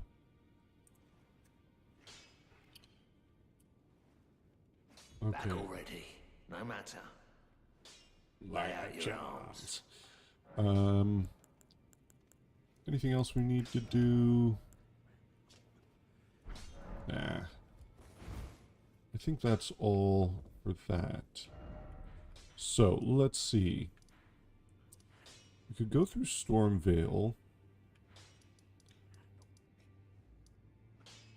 I'm not going to be able to get through it.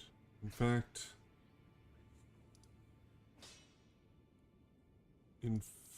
I think maybe leave it here. Maybe let's go do something else. We could go east.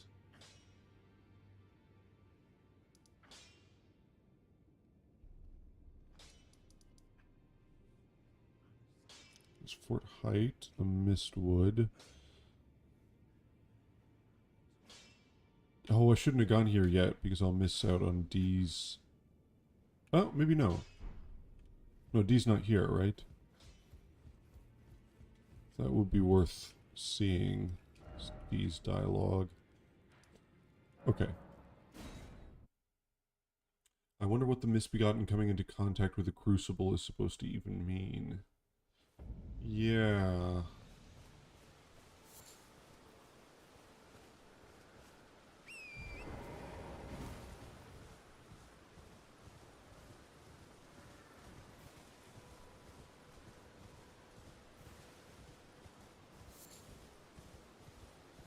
We've got a couple of Kaiden guys here, so let's take a look at them.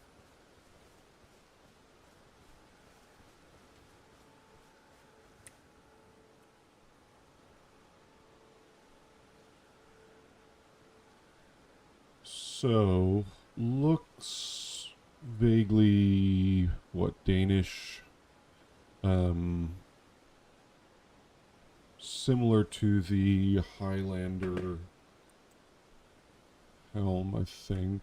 Oops. Where is that? I should just leave this open. Streaming. No. Icons. Armor.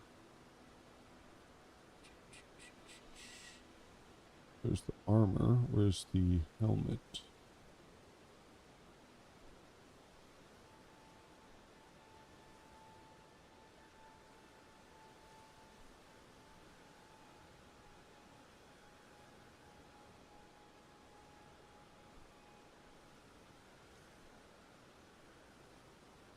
Love the look of these guys. The big curved swords and penchant for horse riding is very Radon. Oh, that's a good point. I didn't really think of Radon. Where's the, where's the thingy?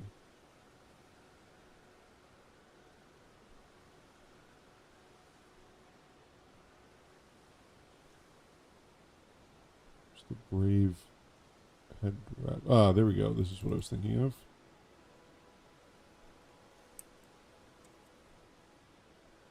Oops.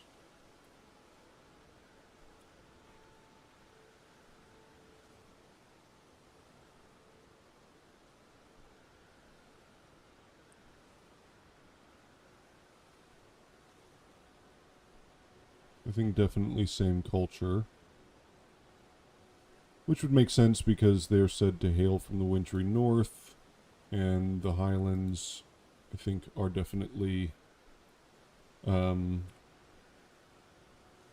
the mountaintops.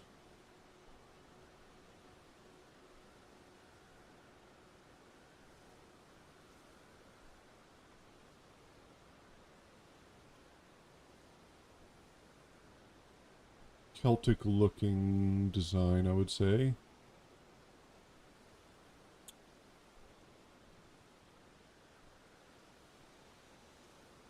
I really like their armor. I think this is probably my favorite armor set in the whole game. Got a wolf pelt, or at least it looks like a wolf pelt, as a cape. And also a lot of similarities to the Raging Wolf armor. Got some scales here.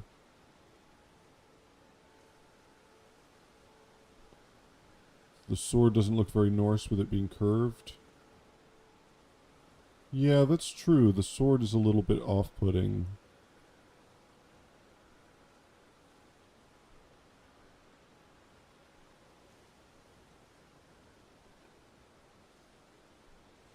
It's almost like a mix of Dane and something more Eastern. Or like Indian.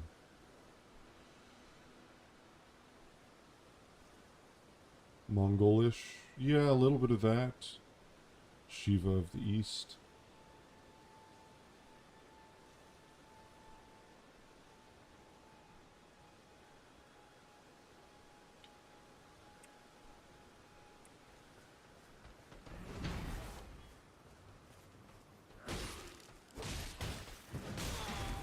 I don't think I've ever learned how to parry these guys properly. Yeah, there we go. Some of their attacks are just so weird.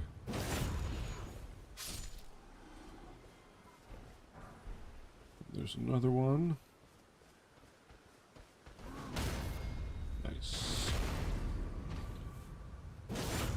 Tatar Viking.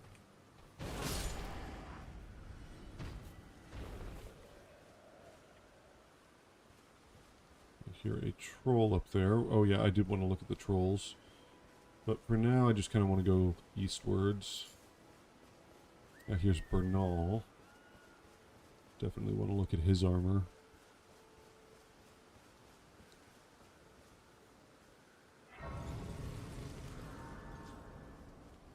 So, he's got a Zweihander. Totally colorless pupils, it looks like. Well, am I imagining it, or is there like a tiny speck of gold? Maybe that's just a reflection. Totally gray. Graying hair. He's a little older. We've got lions. Lots of lions. Very fancy ceremonial type of armor. Doesn't seem like the most effective armor. More lions, more lions. Looks like it's made out of pure silver. That doesn't look like iron or steel. Chainmail underneath. Very fancy.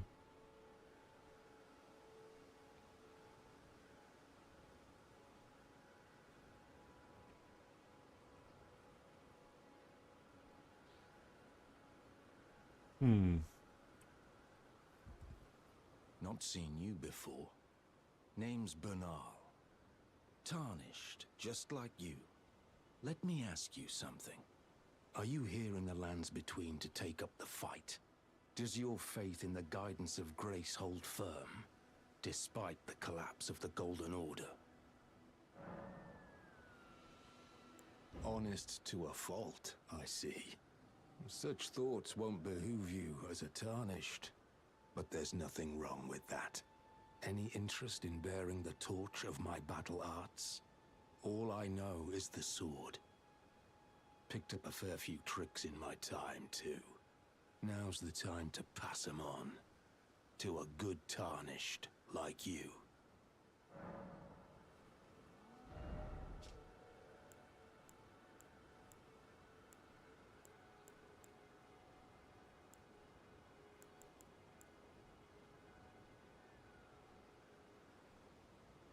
Lost skill of Stormvale.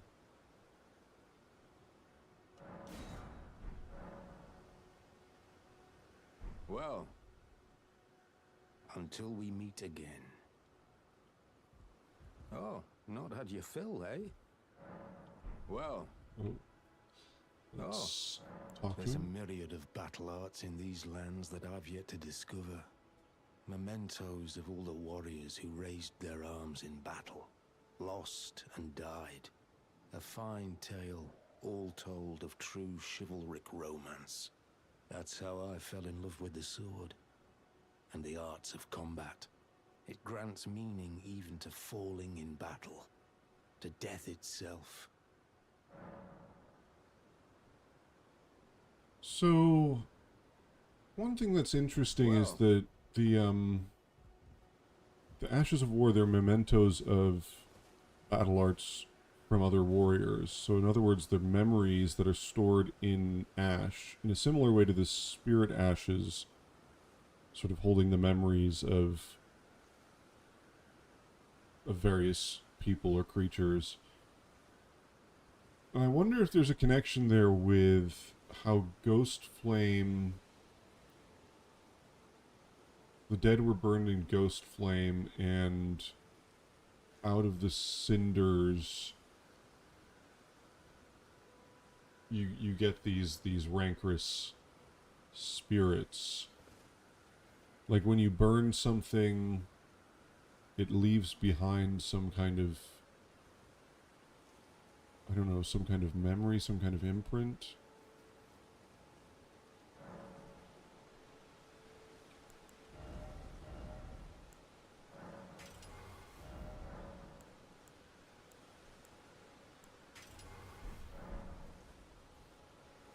How's it going, Lodore?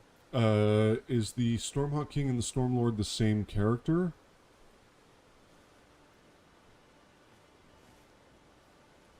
Difficult to say. The Stormhawk King served...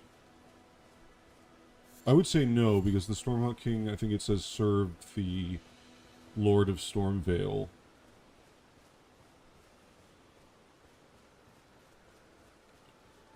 Or a union like Aura and Serash? Possibly. Possibly.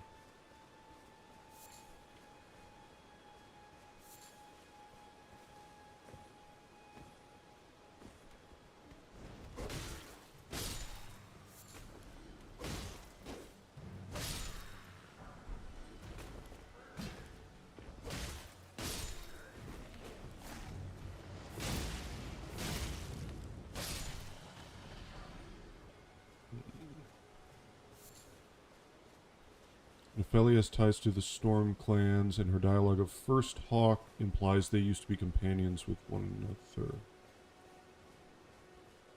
I don't think it implies that literally the Stormhawk King is some, that she knew that one. It just reminds her of her First Hawk.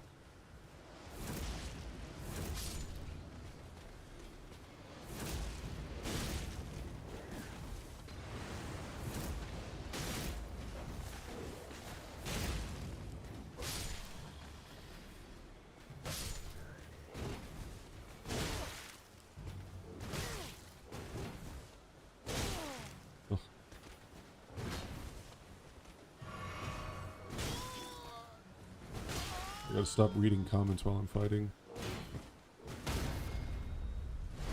Could Godwyn have been the Stormlord? That has been discussed. Whether there's any validity to it or not. The problem is Godfrey seems to have conquered an existing civilization. It wouldn't make much sense for Godfrey to conquer, like to fight against Godwyn. That doesn't seem to be how it's characterized. What did I get? Exalted flesh. Considered a delicacy in the Badlands.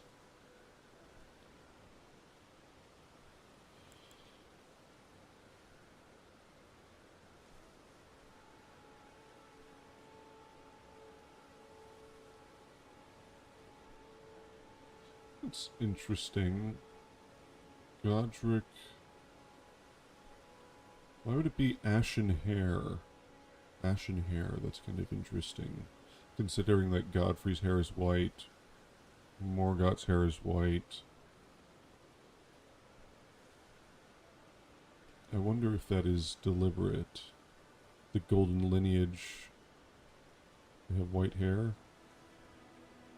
I just realized that Morgoth is like Godric's uncle, basically, or great uncle. That's weird. Never really thought of that. Only statue of Godfrey in the game is in Stormvale, if I recall correctly. I think that's right. Right, with a relief of Serash.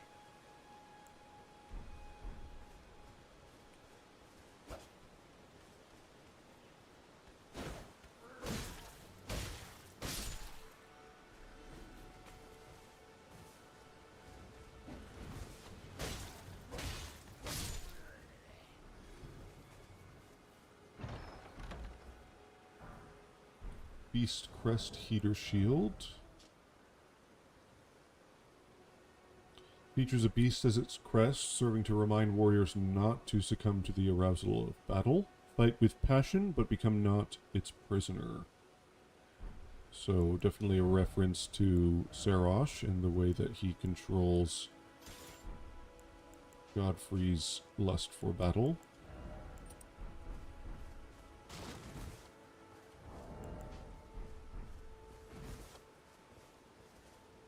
I'm convinced Raya has a more direct claim to the throne than Godric. Raya...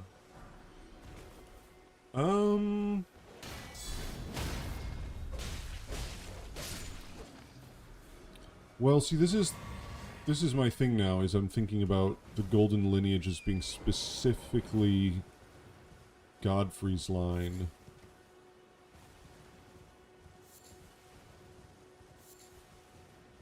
So Raya being... Can you hear me? Help me. I'm stuck. Raya being Rykard's, and therefore Radigan Renala's side, rather than Godfrey's side. Oh, my stars. I'm so happy to see you. Who ruled Caleb before Radahn set up base there? Also known as the Iron Fist. And as you can see, I'm stuck here. Please, can you help me out of this? My thanks. 1,000 thanks. Just give me a good smack from the rear with something nice and big. And I'll pop clean out, I'm sure. Don't dally. I wonder... there's no need to fret. I'm very well trained. Because you have all the Norman-style castles and things. Castle Morn, Stormvale, and then all the different forts. And a lot of those do seem to be connected. Like Castle Sol and Stormvale and Morn, for example. And then Redmane, I believe, is of a similar design. It's that older Norman-style... what is it called? Romanesque architecture. So I wonder if that was also controlled by the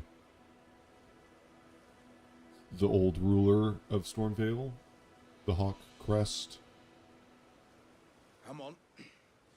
Give me a good smack from behind with something nice and big. I'll pop clean out. I'm sure of it.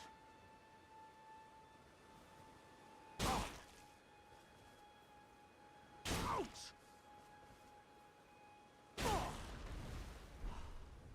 Nefeli uses the Stormhawk axe that manifests golden lightning, which was Godwyn's. I don't think it was unique to Godwin's, though. Well played, good sir. Well played. Though that mighty wallop of yours almost spelled the end of me. Ah. Well, I'm out now, and that's what counts. I thank you. And as a token of my appreciation, I'd like you to have this.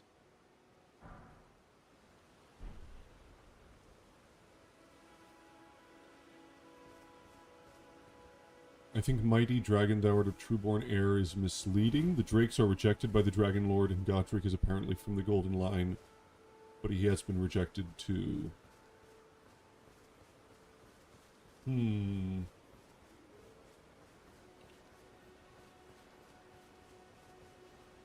Yeah, I don't know if I should take Godric too seriously with that, but I don't know. I really like the idea of there being a line of dragon blood. There are Stormhawks in Farum Azula. True. I wish you could get this hammer. I don't know why you can't drop. They don't drop it.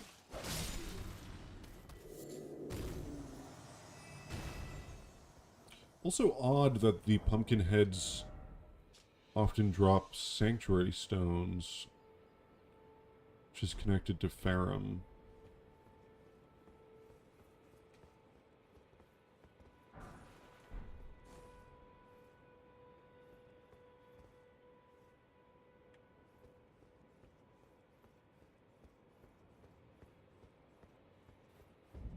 Godric is hoarding rejects all around him, like the exile soldiers and banished knights. But I don't think those are... I don't think that's just because they're rejects. I think it's... they have a connection to Stormvale. The exile soldiers and banished knights. Oh, dear. Yeah, I'm terribly sorry. Are you here as a customer?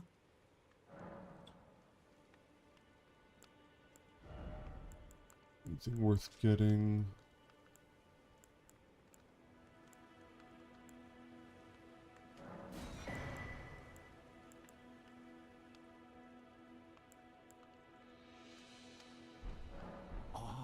I'm afraid I'll go and buy all the nomadic merchant stuff at some point.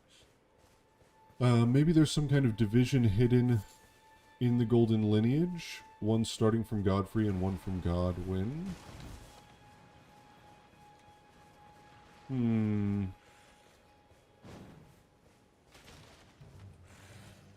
saw these guys before.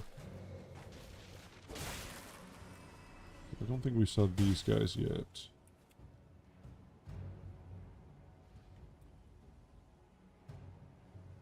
Same kind of chainmail. The helmet looks a little bit more modern. I mean, this looks like the foot soldier helmets that we see, which is... I don't know, maybe that doesn't mean anything, but...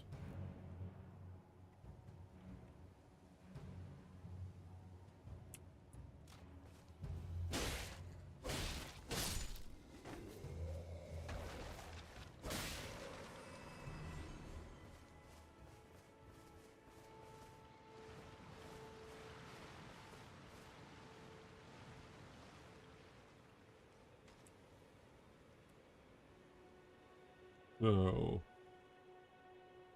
these guys...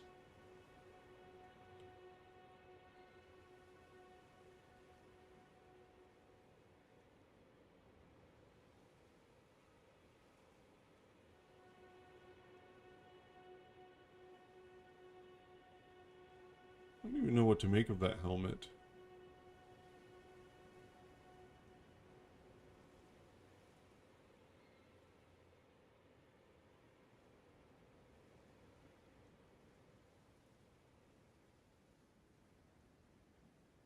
Looks vaguely Roman.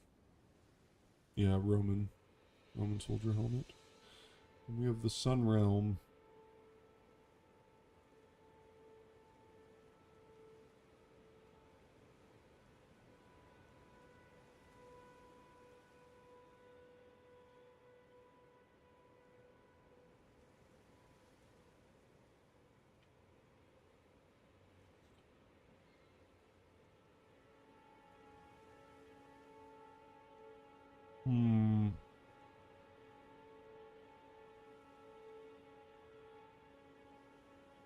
Yeah, I know. I really wish we had this sword.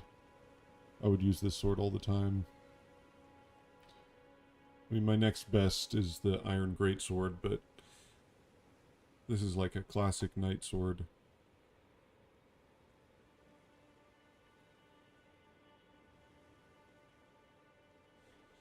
Also red. And they have a sun sigil, a red cape. A red cape with a golden sun.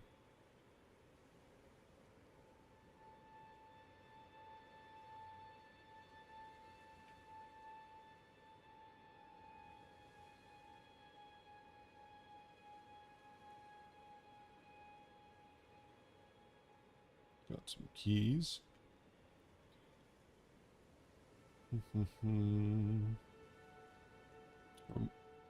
Are those keys? Or are those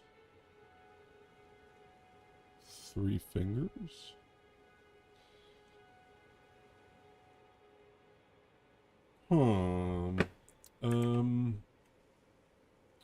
Where is the relic armor?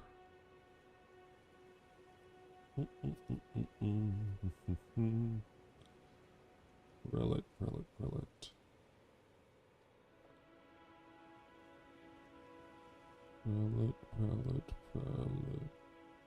There we go.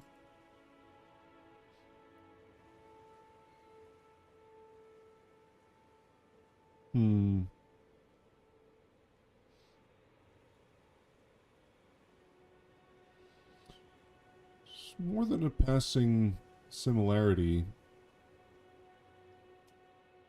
Kind of the dark sign.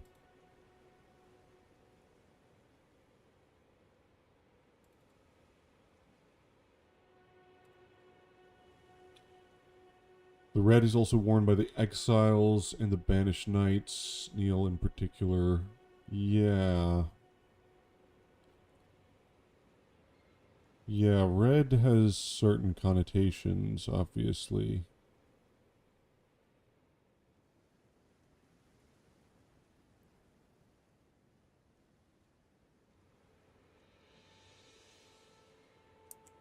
Three is an unlucky symbol in the lands between. True.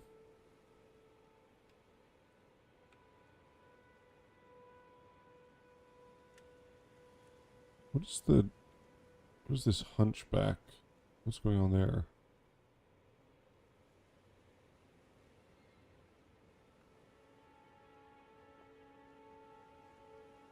Nothing, apparently. A headscarf. Maybe close to the warrior starting class?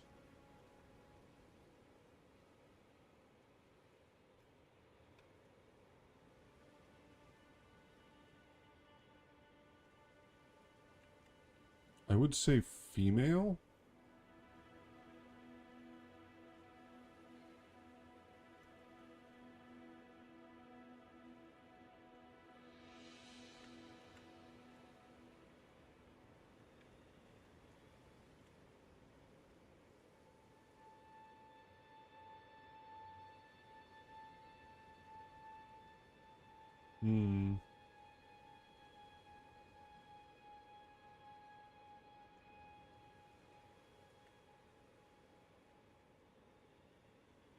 You know what that looks like?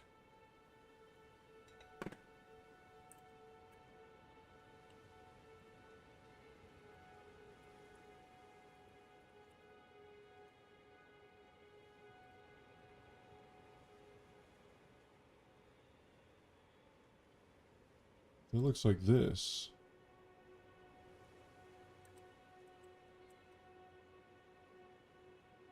Doesn't it?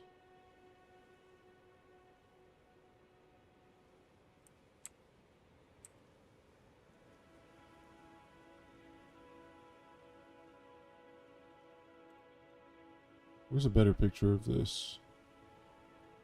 What are those things called? Where you get the sword of light and all that? Oh.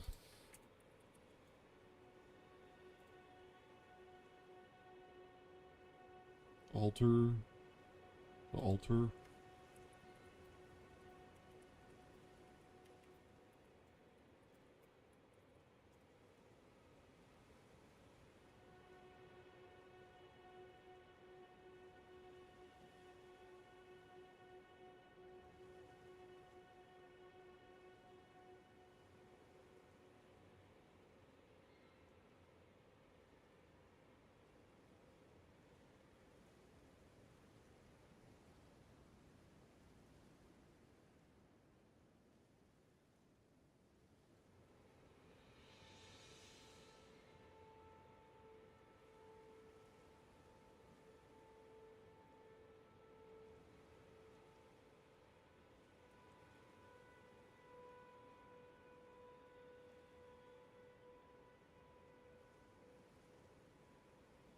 It's pretty close.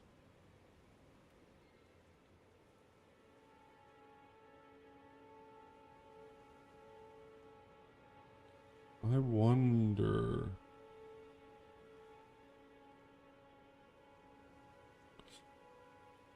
Just following that thought, if, let's say this is, these are not the ones that fly. No, the only ones that fly that I'm aware of are the ones in Altus Plateau, and they also happen to have gold bones. Let's say that these people are from the culture of Rau.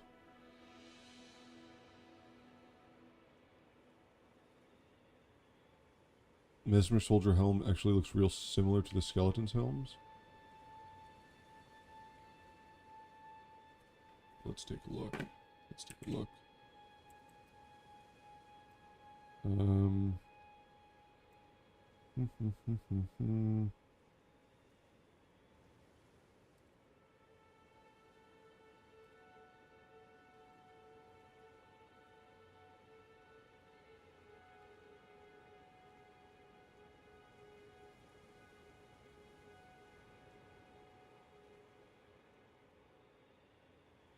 That's an interesting observation.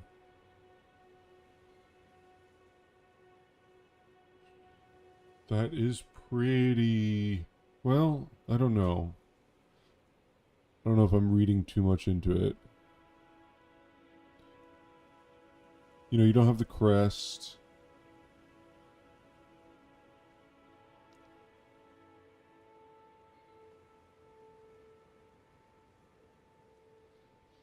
I think they could just be different helmets. Yeah, generically the same kind of helmet, but I don't know if it means that they're anyway connected.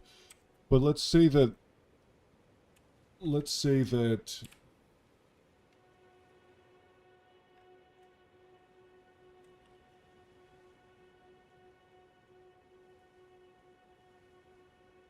okay, I think I need to go and find someone who can texture rip this, because to me that looks really similar to those stone sheath sword things, but I want to see that I'm not crazy about that.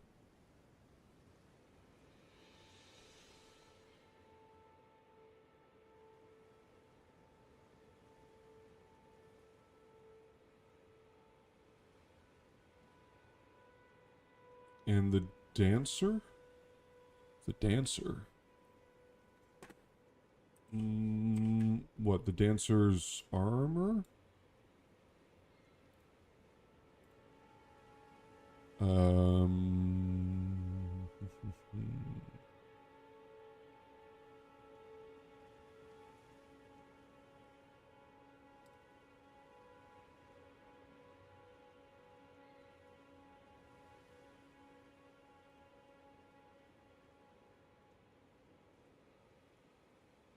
I don't know what you're referring to with the dancer.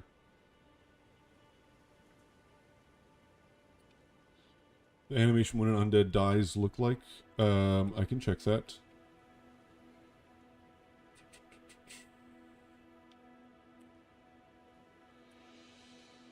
Oops, that's not what I meant to do.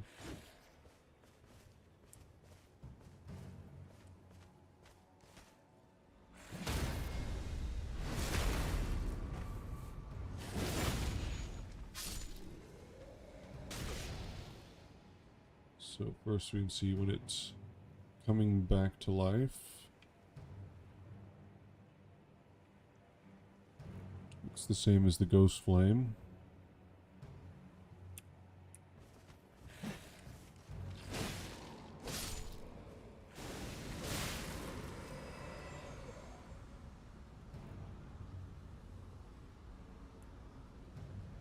Okay, let's do this. Let me try with this guy.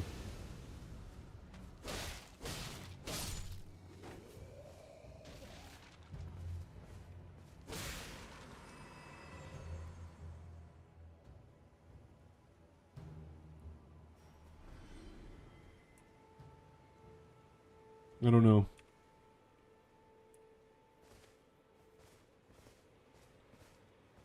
Is the Grand Dame's head covering similar? As... Oh, as this... Is this one?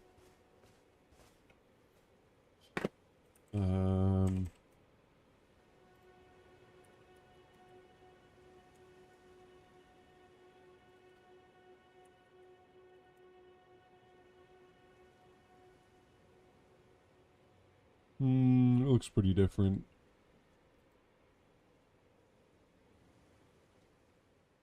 There's like tassels and stuff. I mean, maybe in the very vaguest of sense, like...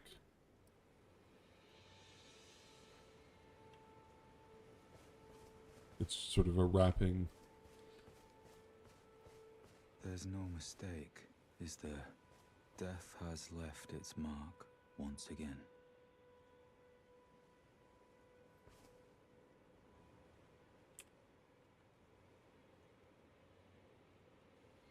So interesting that he has two serpents in this sorry. crest.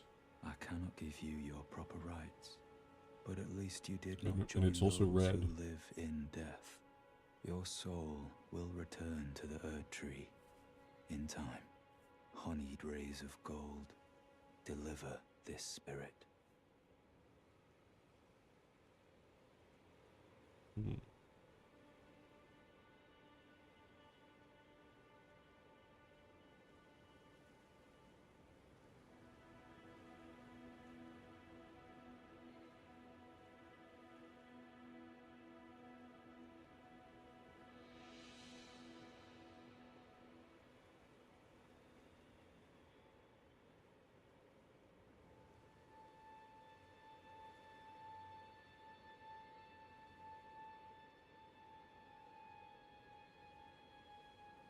Yeah, I would say sort of meant to evoke something Greek or Roman. Yeah, this is a wild armor set. And the Silver Brothers' eyes are blindfolded.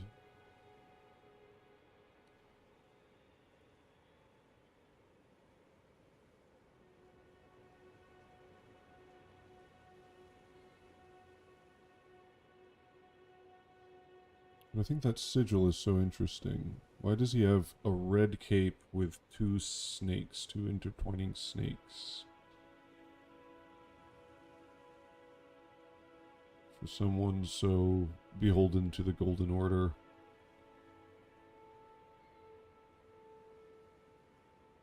Is he intentionally covering the eyes? I don't know. Maybe.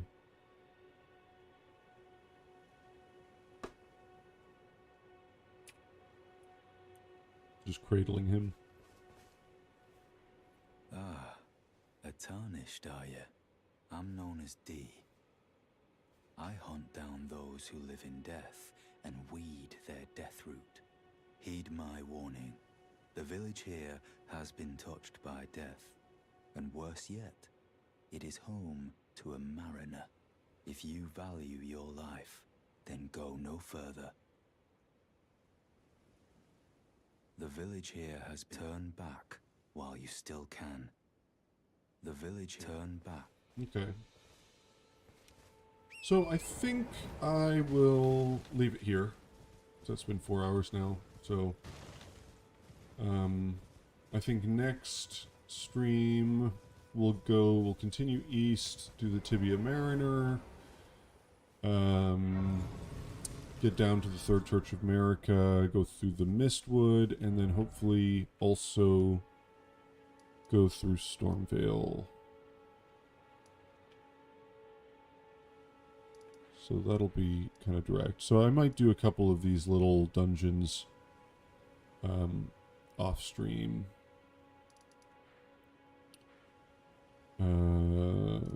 Yeah, a couple of these things.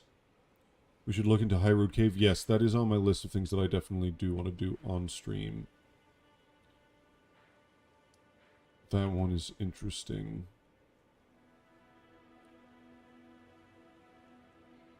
Yeah. We can sort of go... I think maybe the plan will be kind of cover the rest of Limgrave over here.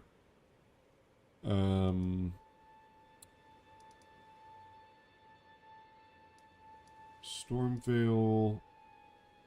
I don't know if I want to do Shifra yet, but kind of fill in some of the little things that might be interesting.